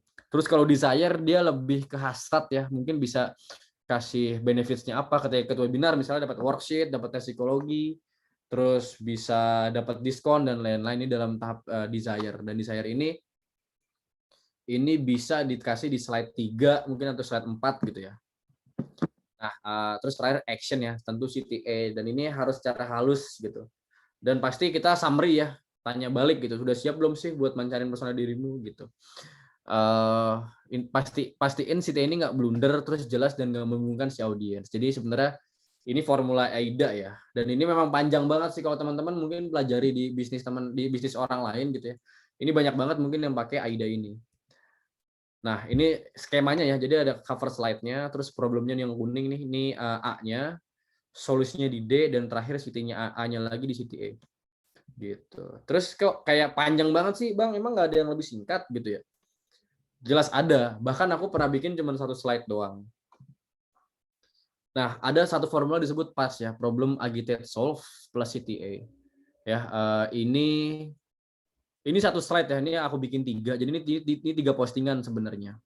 Gitu. Jadi ini tuh aku dihadapi banyak pilihan dan bingung harus ambil yang mana. Dan itu problemnya nih. Jadi problem audiens itu apa? Ya audiens itu bingung, punya banyak pilihan tapi bingung mau ambil yang mana gitu. Agitate itu kita bikin si audiens itu bingung lagi dengan problem dia. Kita bikin mereka punya masalah dan ada masalah lagi gitu. Jadi selanjutnya ya, dan teman-temanku juga nggak ada yang bisa bantu gitu ya. Dia ngerasa kalau aku mikir kalau orang bingung terus aku ke temanku ya mereka nggak bisa bantu. Nah coba aku tulis dalam iklanku gitu ya. Ya ketika aku bingung mencerita, aku punya banyak masalah ya aku nggak bisa cerita ke orang lain gitu. Dan itu mungkin banyak banyak audiensku yang merasakan seperti itu. Dan itu disebut agitate ya. Jadi yang atas nih headline yang tebal ini itu problemnya, dan agitate itu yang ini. Yang dan teman-temanku juga. Baru solve-nya. Solve itu terakhir ya. Kayak coba diskusikan sama mentor 1% aja, kami akan bantu kamu dan kamu untuk bisa ambil keputusan yang terbaik dalam hidupmu. Dan ini simple. Jadi problem agitate solve plus CTA. Gitu. Ini juga ada yang contoh simple ya. Problemnya apa? Ini let's say anggaplah ini 1 postingan ya gitu. Jadi kamu sering nggak sih ngerasa hampa dan kesepian banget gitu. Itu problem utama. Agitate ya. Waktu kamu cerita sama temen, malah dijudge, dibilang kamu kurang main, bahkan kurang iman. Akhirnya kamu malah makin hama dan hancur. Itu agitate-nya. Nah, solusinya, coba deh kamu curhat sama mentor 1%. Kamu nggak perlu takut dijudge dan bla bla bla. Jadi ini metode yang simple ya. Kita lebih fokus ke pain point-nya, ke masalah apa yang dihadapi audiens, dan kita kasih solusi di sana. Gitu. Terus yang terakhir juga ada storytelling ya, yang teman-teman suka bercerita dalam menulis, ini mungkin sangat tepat gitu ya. Nah, ada teknik disebut ABT namanya. Ini disebutnya and but therefore. Nah, ini ya, and but therefore. Jadi, let's say gini, buat N-nya Budi selalu susah tidur dan sering punya masalah dalam produktivitas kerja. But-nya, ia sudah curhat sama temannya, tapi temannya nggak bisa paham sama kondisinya, akhirnya dia makin hancur gitu ya. Maka dari itu Budi langsung coba konsultasin ke mentor 1%. Sekarang Budi udah bisa ngatasin masalahnya. Jadi ini kan lebih bercerita ya, tapi kita tahu nih pain problemnya tuh seperti apa sih audiens kayak gitu. Nah ini juga nih contoh ABT lagi ya. John pengen banget punya pacar dan dia nggak tahu gimana cara mulai deketin cewek. Ya ini awalnya N-nya, ini ada dan-nya ya. Terus but-nya, John sering baca artikel romansa, tapi dia nggak dapat solusi terbaik gitu. Dan ini udah mulai masalahnya nih. Therefore, nih CTA-nya ya, akhirnya John ikut webinar tips mendapat pacar dari 1%. Sekarang John terlihat sangat karismatik, memesona, dan siap untuk mulai manuver. Jadi ini kan sense lebih bercerita gitu ya, tapi sebenarnya ini jualan juga gitu. Dan ini cocok banget buat teman-teman yang pengen bangun storytelling dalam copy text teman-teman ya, gitu. Nah ini nih, ini storytelling banget ya. Ini cerita tentang John. Sampai sekarang dia nggak kenal siapa dirinya, bahkan nggak pernah paham dengan hidupnya. Setelah lulus kuliah, ia benar-benar kehilangan arah. Ia selalu cemas dengan pencapaian teman-temannya, selalu merasa terpuruk dan tidak bangga dengan dirinya. Gitu. John udah coba membaca banyak artikel online tentang cara mengetahui diri, karakter, dan potensi diri. Justru ya, ininya ya, but-nya justru ia makin bingung dan stres, ia sulit mengambil keputusan dan dari apa yang telah ia baca gitu ya. Baru therefore-nya dia cerita lagi nih, suatu hari curhat ke sahabat lama. Ya berarti therefore-nya aku bikin komik di sini gitu ya. Tenang deh, coba lu ikut ini. Ini tuh nanti di slide selanjutnya tuh ada iklan ke arah produk kita sih gitu. Jadi sebenarnya ini formula dari storytelling ya. Bahkan dengan formula seperti ini pun teman-teman bisa mulai berjualan. Kayak gitu. Dan teman-teman juga harus fokus ke arah ini ya. Fokus ke goals, awareness ya. Goals-nya tuh banyak ya. Dalam menulis tuh fungsinya apa sih, buat bikin awareness kah gitu. Terus buat bikin viral kah? Buat nyampaikan knowledge kah? Buat conversion kah? Buat penjualan kah? Buat engagement kah? Atau buat conviction ya, untuk bikin keyakinan ke orang lain gitu ya. Dan teman-teman harus punya goals ini dulu ketika bakal nulis satu iklan. Goalsnya sebenarnya apa nih? Dan nggak cuma penjualan doang sebenarnya gitu. Bahkan awareness pun juga sebenarnya linear dengan penjualan ya. Memang dasarnya buat penjualan, tapi kadang-kadang aku pun menulis copy text tuh nggak melulu buat penjualan, tapi pengen coba nih kasih satu produk knowledge nih ke si audiens. Audiens kayaknya perlu tahu produk ini gitu. Atau kita pengen bikin satu hal yang viral gitu ya, itu bisa gitu. Nah, ini juga fokus ke buyer persona ya intinya. Jangan sampai lupa, karena apa? Karena penting banget ya. Tadi percuma kalau kita nulis tapi kita nggak tahu target market mana, target orang apa yang bakal dikejar gitu. Ingat yang tadi ya, kalau kita nggak punya target, kalau kita menargetkan semua orang, berarti kita nggak punya target. Intinya kayak gitu. Jadi kita harus fokus ke gender, preferensi dia apa, dia suka apa sih dalam hidupnya gitu. Kalau aku pernah bisnis skincare juga dulu. Preferensinya kan aku dulu nargetinnya anak muda yang umur 18-24 gitu ya. Preferensinya apa ya, mereka mungkin suka main keluar gitu ya. Terus dia pengen kelihatan cantik dan lain-lain. Terus mereka suka nonton video-video YouTube soal kecantikan gitu. Bahkan itu dipelajari juga tuh. Terus habitnya apa dan hobinya apa. Jadi bener-bener memang harus di breakdown. Kira-kira orang seperti apa sih yang harus ditargetin gitu kalau buyer persona. Oke, so far ada diskusi kah? Sebelumnya tadi ada yang udah bertanya nih Kak, dari Zelin, boleh menyalakan kameranya dan mikrofonnya. Silakan.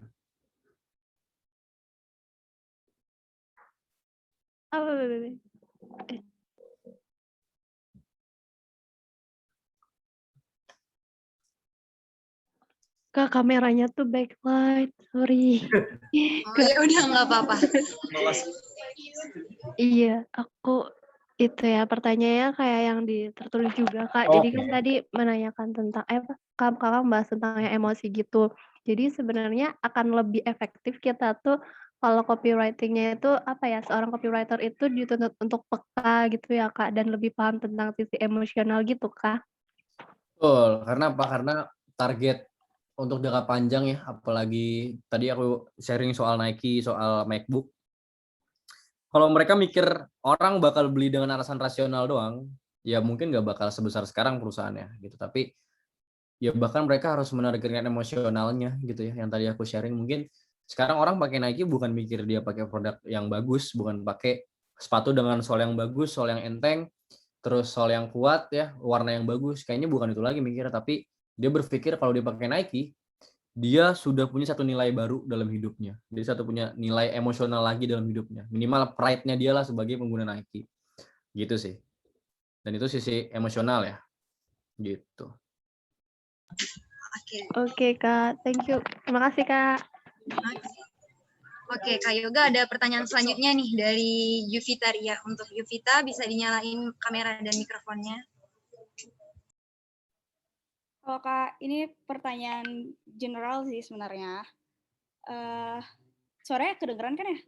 Oke.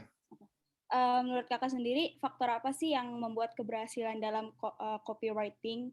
Terus juga semisal lagi stuck nih untuk pengembangan promosi, meskipun ada bahannya kan, tadi dibilang ada bahannya. Gimana sih cara Kakak buat ngatasin itu? Itu aja sih Kak, makasih. Oke, kalau faktor keberhasilan, ini mungkin aku jawab setelah ending presentasinya, kayaknya tinggal 2 slide lagi nih, boleh ya? Boleh. Emang buat di akhir aja Kak jawabannya. Oke, sip. Ya sebenarnya udah closing sih. Ini quotes ala aku aja. Jadi sebenarnya aku pikir kayak copywriting itu fungsi sama seperti ngedikin gebetan ya. Kalau kita berhasil mencuri hatinya ya dia bakal loyal dan setia betapapun minimnya dan kurangnya diri kita gitu. Jadi sebenarnya sama aja sih dengan menulis iklan ya. Kalau misalkan kita bisa mencuri perhatian audiens, bisa mencuri hatinya audiens gitu ya, mereka bakal loyal dan setia betapapun sebenarnya buruknya produk kita gitu ya. Bahkan audiens bakal nutup diri kayak bakal nutup matanya kayak enggak deh, gue kayaknya pakai dia tuh karena memang ya dia servisnya baik aja gitu, karena memang gue ngerasa relate lah sama produk dia gitu ya, gue nggak tahu kenapa gitu. Dan bahkan banyak audiens 1% tuh ngomong kayak gitu juga gitu ya, gue relate tuh sama dia gitu, gue relate sama konten-kontennya dan lain-lain. Itu sih. Ini dark jokes ya. Aku dapat di Google ini campaign buat kesehatan. Jadi dia berpikir kalau misalnya pakai iklan ini orang bakal naik tangga gitu ya, bukan naik lift. Tapi ya si penulis iklan atau si campaign ini nggak berpikir kalau misalnya audiensnya juga banyak orang yang apa namanya ya, ya orang disabilitas pun bisa naik lift gitu. Dan ini salah satu contoh yang gagal gitu ya. Dan ini kebetulan lagi dark jokes aja gitu. Nah, oke, thank you ya. Dan aku bakal jawab yang soal tadi keberhasilannya apa. Tapi aku bakal share screen juga sih. Bentar ya, bentar.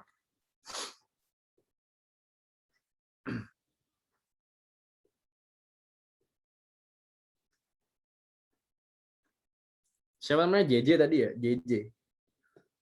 Oke. Ya Kak, boleh kok dipanggil JJ. Oke. Jadi gini J, ini JJ tuh kayak fans aku Jason Ranti tau gak? Aku seneng banget sama dia. Oke, abaikan. Jadi ini faktor keberhasilannya memang dasarnya tuh ini ya. Dasarnya memang ya pasti penjualan gitu kan. Keberhasilan copywriting itu penjualan. Tapi sebenarnya banyak hal yang bisa jadi faktor persuasi gitu. Dan persuasi adalah salah satu goals menurutku ya. Dan beberapa faktor persuasi yang bisa kita pelajari gitu ya. Yang pertama itu reciprocity ya. Nah, reciprocity itu apa? Jadi itu sebenarnya timbal balik. Jadi kalau misalkan nulis copywriting, itu jangan kalau di awal, apalagi bisnis baru gitu ya, itu jangan serta-merta bakal jualan-jualan terus. Tapi ada satu si Dewa Eka Prayoga itu pernah ngomong gitu ya, kayak kalau kita jualan terus itu nggak bakal bisa works nih. Kita harus sharing-sharing dulu nih. Kalau kita sharing ya, kita kasih knowledge, kasih edukasi dan lain-lain, yaitu bakal bisa apa ya, narik orang buat membeli gitu. Jadi sharing dulu baru selling. Karena apa? Karena ketika memang orang dikasih hal yang gratis gitu ya, berarti mereka mikir wah kayaknya nih si ini baik nih, si ini kayaknya bisa gue percaya deh, bagus nih knowledge-nya gitu loh. Jadi ada timbal baliknya. Jadi setelah gue kasih ya udah nih saatnya lo beli, kasarnya kayak begitu. Itu udah reciprocity ya. Jadi di awal sebaiknya kalau misalkan pengen jualan, coba jangan terlalu hard sell, coba soft sell dulu ya, ceritakan apa namanya, apa yang bakal kamu selesaikan untuk audiens pun dan lain-lain. Itu reciprocity ya, timbal balik. Ada liking ya. Liking tuh sebenarnya kayak tadi tuh, kayak si siapa? McD BTS ya, itu kan sebenarnya liking kan, dan banyak sekarang iklan kan pakai Korea gitu ya. Kayak misalnya di Shopee, di Tokped dan lain-lain. Sebenarnya itu teknik liking. Jadi dia tahu target market itu sukanya dengan hal apa. Ya let's say dengan Korea, ya berarti tunjukkanlah kalau misalnya memang di situ personanya kita ngasih satu hal yang berbau dengan Korea gitu. Atau apapun. Makanya ini balik lagi ke user persona gitu ya. Liking tuh apa namanya, kita seperti ngasih kesukaan si audiens dalam copywriting kita gitu. Terus ada authority itu apa? Ini kalau kita nggak bisa bercerita gitu ya, kalau kita ngerasa kita nggak cukup untuk membahas sesuatu gitu, let's say kalau 1% bahas soal psikologi, kita ngerasa kita nggak cukup mapan untuk bahas hal depresi, misalnya kita membahas hal depresi gitu ya. Nah, salah satu cara yang terbaik adalah ya kita mencatat nama orang. Jadi let's say depresi menurut Sigmund Freud misalnya gitu ya. Ya udah taruh aja ke kalimat Sigmund Freud, dia menjelaskan soal depresi gitu. Let's say kayak gitu. Nah, itu adalah teknik authority. Jadi si audiens tuh ngerasa percaya gitu loh ketika memang ada si orang yang memang jadi authority-nya itu gitu. Terus social proof, ini testimoni ya. Testimoni itu kalau teman-teman tahu kan, kalau skincare gitu banyak testimoni. Terus 1% juga ada testimoninya. Ini penting banget ya, karena apa? Karena orang tuh kadang membeli itu bukan karena si penjualnya, tapi orang tuh beli karena omongan orang lain gitu. Dan social proof tuh salah satu tekniknya. Jadi dengan testimoni ya orang tuh jadi percaya lagi dengan apa yang bakal dia beli gitu. Terus scarcity itu kelangkaan. Kelangkaan tuh maksudnya apa? Ini terutama CTA ya, mungkin juga teman-teman sering lihat kayak beli sekarang sebelum kehabisan, atau jangan sampai kamu ketinggalan gitu. Nah, itu scarcity. Jadi seakan-akan tuh produk yang kita jual tuh itu langka banget nih. Ya, itu mahal dan langka, dan itu scarcity. Dan secara psikologi ya, itu orang tuh takut dengan kelangkaan ya, apalagi dengan produk gitu. Dan kenapa early bird ya? Misalkan kalau teman-teman pengen beli tiket itu ada early bird, itu sebenarnya teknik scarcity gitu. Early bird dibikin murah dan jangka waktunya pendek, karena apa? Karena itu bakal langka gitu. Dan makanya itulah teknik marketing untuk di awal. Nah, itu scarcity. Yang terakhir adalah komitmen konsistensi ya. Kita coba bikin si audiens tuh ngomong ya terus dengan iklan yang kita bikin gitu. Kayak tadi ya, kamu misalkan kalau misalkan 1% gitu, kalau kamu merasa, apakah kamu sedang merasa kesepian? Iya. Dan ketika kamu pengen cerita sama temen, kamu takut bakal diledekin? Iya. Nah, berarti inilah saatnya kamu untuk datang ke 1% misalnya. Dan itu teknik yang bagus tuh ketika kita bisa bisa ngajak audiens tuh buat ngomong iya terus dengan copywriting yang kita pilih gitu. Dan ini sebenarnya kan tadi bahas goals ya. Ya inilah salah satunya, goals-nya tuh seperti itu. Memang goals ending-nya buat penjualan, tapi persuasi dulu, intinya persuasi. Intinya kita sharing-sharing dulu ke mereka. Itu kalau faktor persuasi. Jadi ini goals yang sering aku pakai ya dalam menulis copywriting. Gitu. Terus terakhir tadi apa sih? Kalau lagi stuck ya. Terus misal lagi stuck untuk pengembangan promosi meskipun ada bahan Terus misal lagi stuck untuk mengembangkan promosi meskipun ada bahannya. Maksudnya gimana sih? Sorry, Ya, bisa nggak? tadi kan copywriting-nya itu kan kita dari bahan dari apa sih, content writer kan. Nah, jadi ya gimana caranya buat kita nggak stuck aja gitu, Kak? Oh, stuck nulis. Writer block. Ya, betul. Oh, writer block tuh wajar kan, kalau writer block kan lagi capek biasanya. Kalau misalkan memang benar-benar stuck banget, kalau aku sih biasanya entah baca buku ya. Biasanya kalau lagi capek bingung idenya apa, baca buku. Kayak aku tuh kadang-kadang bakal nemuin diksi baru tuh ketika membaca buku misalnya. Terus sesimpel aku coba ngeliat postingan lain gitu. Kalau aku udah seminggu nih, aduh pusing deh pakai bahasa kayak gimana lagi, pusing bakal pakai formula yang gimana lagi ya udah pakai sosmed orang lain aja gitu, lihat sosmed orang lain. Dan itu kan balik lagi ke yang tadi ya, still like an artist gitu ya, kita harus bisa coba lihat peluang itu, bahkan nggak cuma dari buku doang misalnya, atau dari sosmed yang kita lihat gitu. Tapi kalau memang capek ya udah, emang waktunya butuh istirahat kali gitu kan. Kalau memang capek ya udah berhenti dulu sebentar gitu ya, kalau misalkan sudah fresh ya mulai lagi gitu. Intinya banyakin belajar, banyakin lihat sosmed orang sih gitu sih. Thank you, J. Thank you, Kak.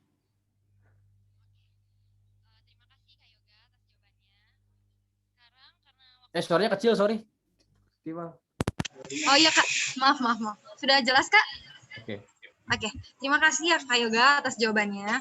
Sekarang karena waktu kita sudah tinggal sedikit lagi, kita beri kesempatan untuk 2 peserta lagi yang ingin bertanya, bisa tulis nama di kolom komentar.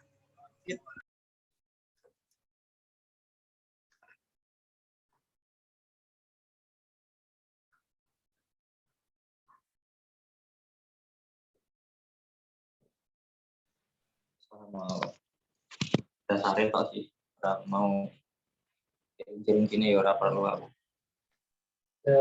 Aku juga sebenarnya sambil dengerin sih ini.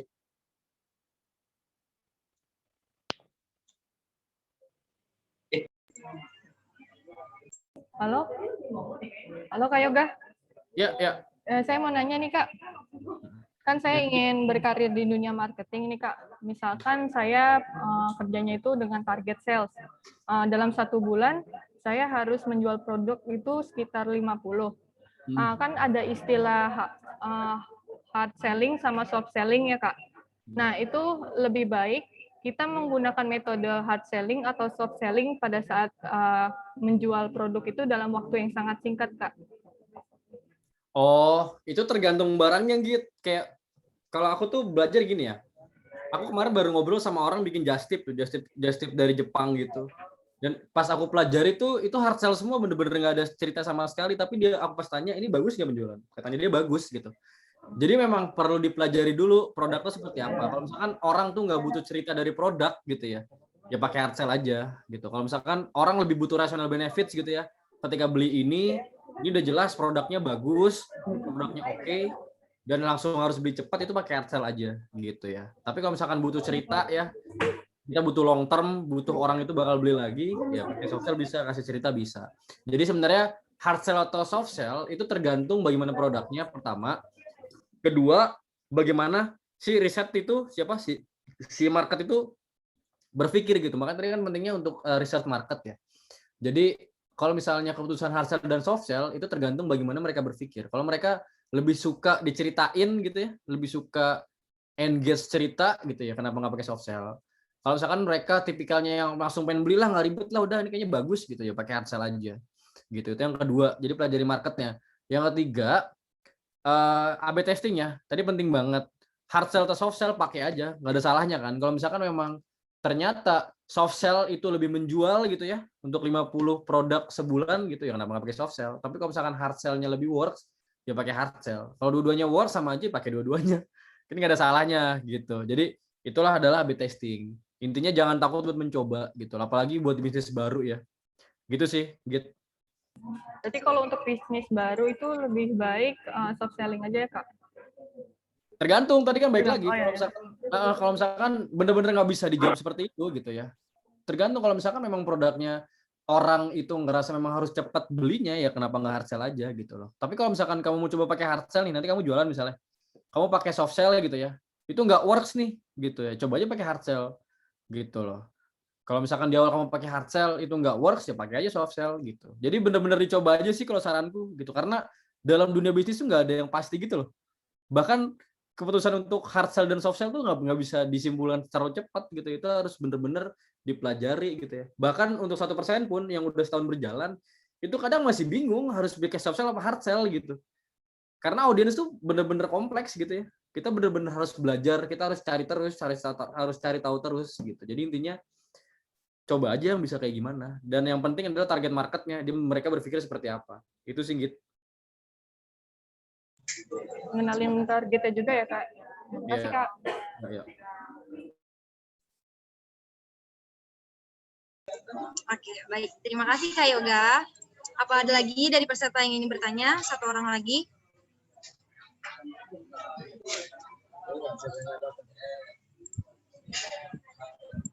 Sepertinya udah nggak ada lagi nih Kak yang ingin bertanya. Oke, baik. Teman-teman sekalian, sayang sekali diskusi ini harus terhenti karena kita dibatasi oleh waktu. Mohon maaf untuk teman-teman yang ingin bertanya tapi belum mendapatkan kesempatan untuk dijawab pertanyaan oleh Kak Yoga. Semoga jawaban dari pertanyaan teman-teman sebelumnya dapat mewakilkan ya. Dan mengenai diskusi dan materi dari Kak Yoga tadi, sangat menarik banget ya teman-teman. Wah, kalau saya pribadi sih dapat pelajaran baru banyak banget dari pemaparan materinya Kak Yoga barusan. Sangat menarik dan mudah dipahami. Semoga teman-teman di sini yang hadir juga begitu ya. Baik, teman-teman, diskusi. Oke. Sumpah. Oke. Dari pemaparan materi Kak Yoga tadi, kita pahami ya bahwa ada 7 basic skill nih yang harus dimiliki oleh seorang copywriter. Yang pertama adalah kreatif dan inovatif, seorang copywriter harus. Yang kedua adalah kemampuan dalam memilih diksi dan tata bahasa. Lalu yang ketiga, seorang copywriter juga memiliki kemampuan untuk riset. Yang keempat adalah pandai dalam mengendaur ulang ide. Yang kelima, copywriter harus berempati. Yang keenam, seorang copywriter juga harus suka menulis. Dan yang terakhir, seorang copywriter harus memahami pola pikir dan pesona audiens. Nah, dari pemaparan materi tadi, kita juga bisa tangkap ya alasan pentingnya copywriter di era saat ini. Seperti ada kutipan tadi yang ditampilkan oleh Kak Yoga dalam slide-nya bahwa it doesn't matter how fantastic your product or service is if you can tell anybody about it. Betul begitu Kak Yoga? Betul. Benar banget. Oke, baik Kak, terima kasih. Teman-teman yang berbahagia, alhamdulillah rangkaian acara diskusi pada siang hari ini sudah terlaksana dengan baik. Mudah-mudahan materi yang disampaikan bermanfaat untuk kita semua. Dan saya Tifal Naura pamit undur diri. Mohon maaf jika ada kata yang kurang berkenan. Terima kasih atas perhatian teman-teman sekalian. Acara saya serahkan kembali pada pembawa acara. Wassalamualaikum warahmatullahi wabarakatuh. Waalaikumsalam warahmatullahi wabarakatuh.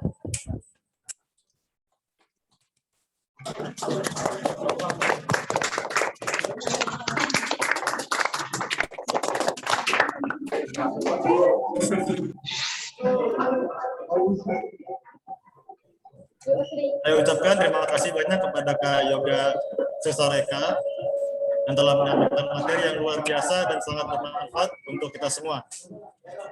Oke, sebelum kita ke sesi pengumuman pemenang door prize, kita akan memasuki sesi foto bersama. Jadi diharapkan kepada para seluruh peserta untuk mengaktifkan kameranya.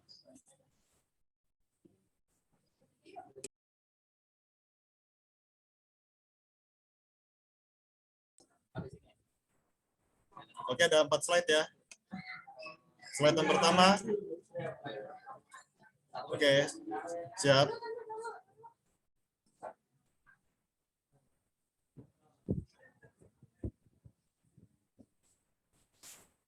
Oke. 1, 2, 3. Next slide. 1, 2, 3. Next slide. Ada teman saya dari jauh-jauh baru lihat. Halo Sul. 1, 2, 3.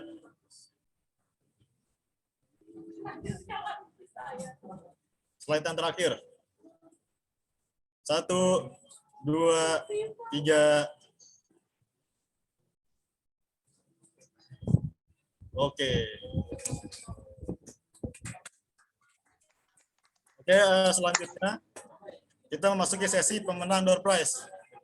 Diharapkan kepada Kak Yoga selaku narasumber kita pada sore hari ini untuk memilih 3 pemenang door prize berdasarkan pertanyaan yang terbaik. Diharapkan kepada Kak Yoga untuk memilih pemenangnya. Oke. Mana ya? Yang pertama deh, tadi jujur susah pertanyaannya yang pertama. Siapa namanya? Thank you. Iya nih. Pertanyaannya susah soalnya. Boleh menambahkan nggak sih? Pemenang selanjutnya, Kak. Susah dan insightful, jelas. Terus JJ juga oke. JJ bisa sih JJ karena menurutku penting ya untuk mencari goals. Iya. Kasih Kak. Yang terakhir satu lagi deh panitia aja yang milih. Aku bingung.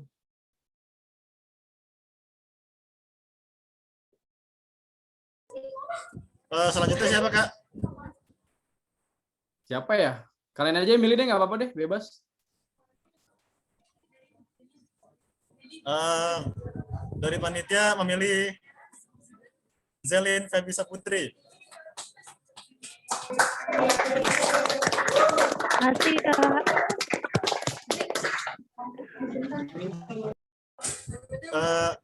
Maaf, Mem Intan tadi mau bertanya nih, Mem. Bukan, saya bukan mau bertanya, tapi saya mau mengomentari, boleh nggak ya? Oh iya, boleh, silakan. Tadi pertanyaannya Adit sehubungan dengan apa? Kan tadi Kak Yoganya bilang itu agak sulit. Sebetulnya saya mikirnya gini ya, mau menambahkan aja. Justru dengan belajar copywriting, dengan menjadi copywriter itu kan malah menambah wawasan untuk kita bisa menulis lebih kreatif lagi di bagian apapun lah itu. Misalnya di bagian sastra, prosa, atau novel yang tadi Adit tanyakan. Atau malah nanti mau membuat skripsi. Justru pikiran kita itu terbuka wawasannya untuk lebih up to date lagi, untuk lebih kata-katanya lebih bagus lagi di bidang apapun lah nanti itu. Jadi sebetulnya kalau di Fakultas Sastra itu ya oke lah, kan konsentrasinya ada banyak. Oke lah kalau Adit mau pikirnya bidang sastra. Tapi sastra itu sekarang udah luas sekali, sudah lebih berteknologi lagi, dan bagus banget nih kalau dihubungkan dengan si copywriter ini, si ilmu copywriting ini. Jadinya tuh kita bisa mix and match lagi, lebih up to date lagi, lebih ke menarik lagi lah. kita ambil filosofinya si copywriting ini. Gitu aja sih. Thank you. Terima kasih. Sama-sama. Ya. Terima kasih. Terima kasih. Terima kasih. Oke, saya ucapkan pemenang door prize.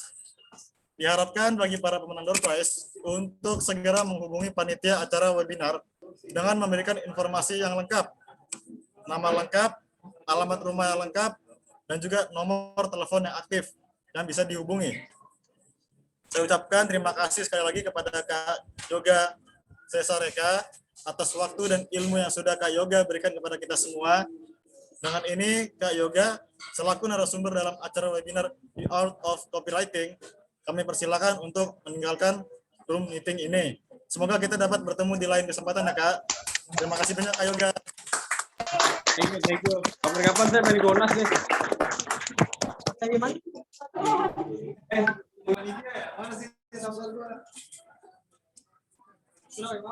Saya boleh live ya atau gimana?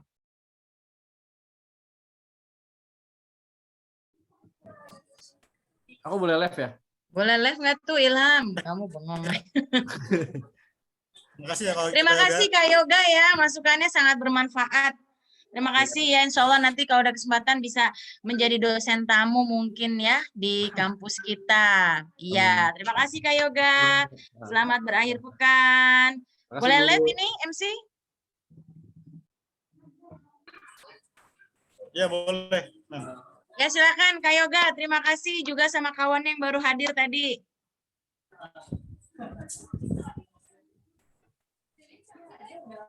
Saya ucapkan terima kasih banyak atas kerjasamanya kepada Saudari Tifal Naura selaku moderator yang telah memandu acara webinar. Ilham, tunggu Ilham, ini tinggal kita doang kan ya? Iya, Mem. Betul. Bagus banget ini acaranya nih. Mana si Anggit? Nih, mana Anggit? Mana ya? Anggit oke, semuanya oke. Ilham, kamu kayak komentator bola. Saya mau nanya. Gini, Mem. Basic soal di sini. Enggak, bukan. Maksudnya agak lentur dikit, Ya, terima kasih. Tapi nggak apa-apa, itu oke. Cuma kamu saya perhatikan udah beberapa kali jadi MC sama moderator, bagus. Cuma mungkin itu kamu kalau di acaranya komentator bola atau apa, oke tuh. Agak lentur dikit aja, tapi bagus. Bahasa kamu baku banget. Bagus banget, bagus. Cuma dilenturin lagi, Dilenturin lagi. Ya, kita bukan kayak lagi di Tel Aviv ini, di Tel Aviv ya. Mana di Tel Aviv? Ya. Oke, ya. Anyway, kamu bagus banget, kamu disiplin, terus juga tidak ada itu udah bagus banget. Udah lancar, cuma kurang lentur aja. Misalnya memang ini acara kita doang, ya nggak usah terlalu formal banget gitu.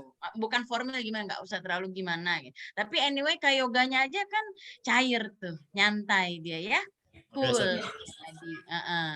Ya, oke deh, gitu aja ya Tifal. Terima kasih, saya undur diri. Panitia, Mem Intan, terima kasih. Belum asaran ini. Assalamualaikum. Waalaikumsalam. Terima kasih.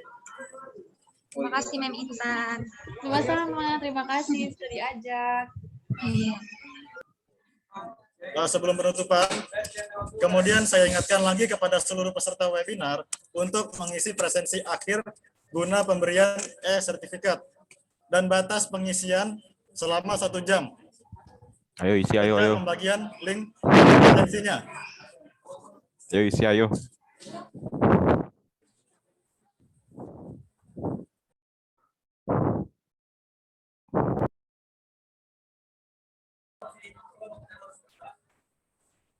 Saya ucapkan terima kasih banyak kepada seluruh panitia penyelenggara webinar The Art of Copywriting yang sudah bekerja keras untuk acara webinar ini, dan juga kepada Himpunan Mahasiswa Sastra Inggris Universitas Nasional dikarenakan sudah memberikan materi tentang copywriting yang luar biasa bermanfaat bagi kita semua.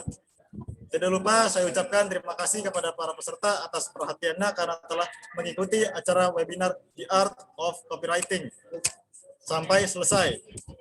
Kepada seluruh peserta, saya persilakan untuk meninggalkan ruang Zoom ini. Mohon maaf apabila ada kesalahan. Saya Muhammad Ilham Pratama Hasri, pamit undur diri. Terima kasih dan sampai jumpa. Wassalamualaikum warahmatullahi wabarakatuh. Waalaikumsalam warahmatullahi wabarakatuh. Waalaikumsalam warahmatullahi wabarakatuh. Thank you. Thank you teman-teman. Thank you, Venina. Terima kasih semua untuk kehadirannya. Makasih, Mas.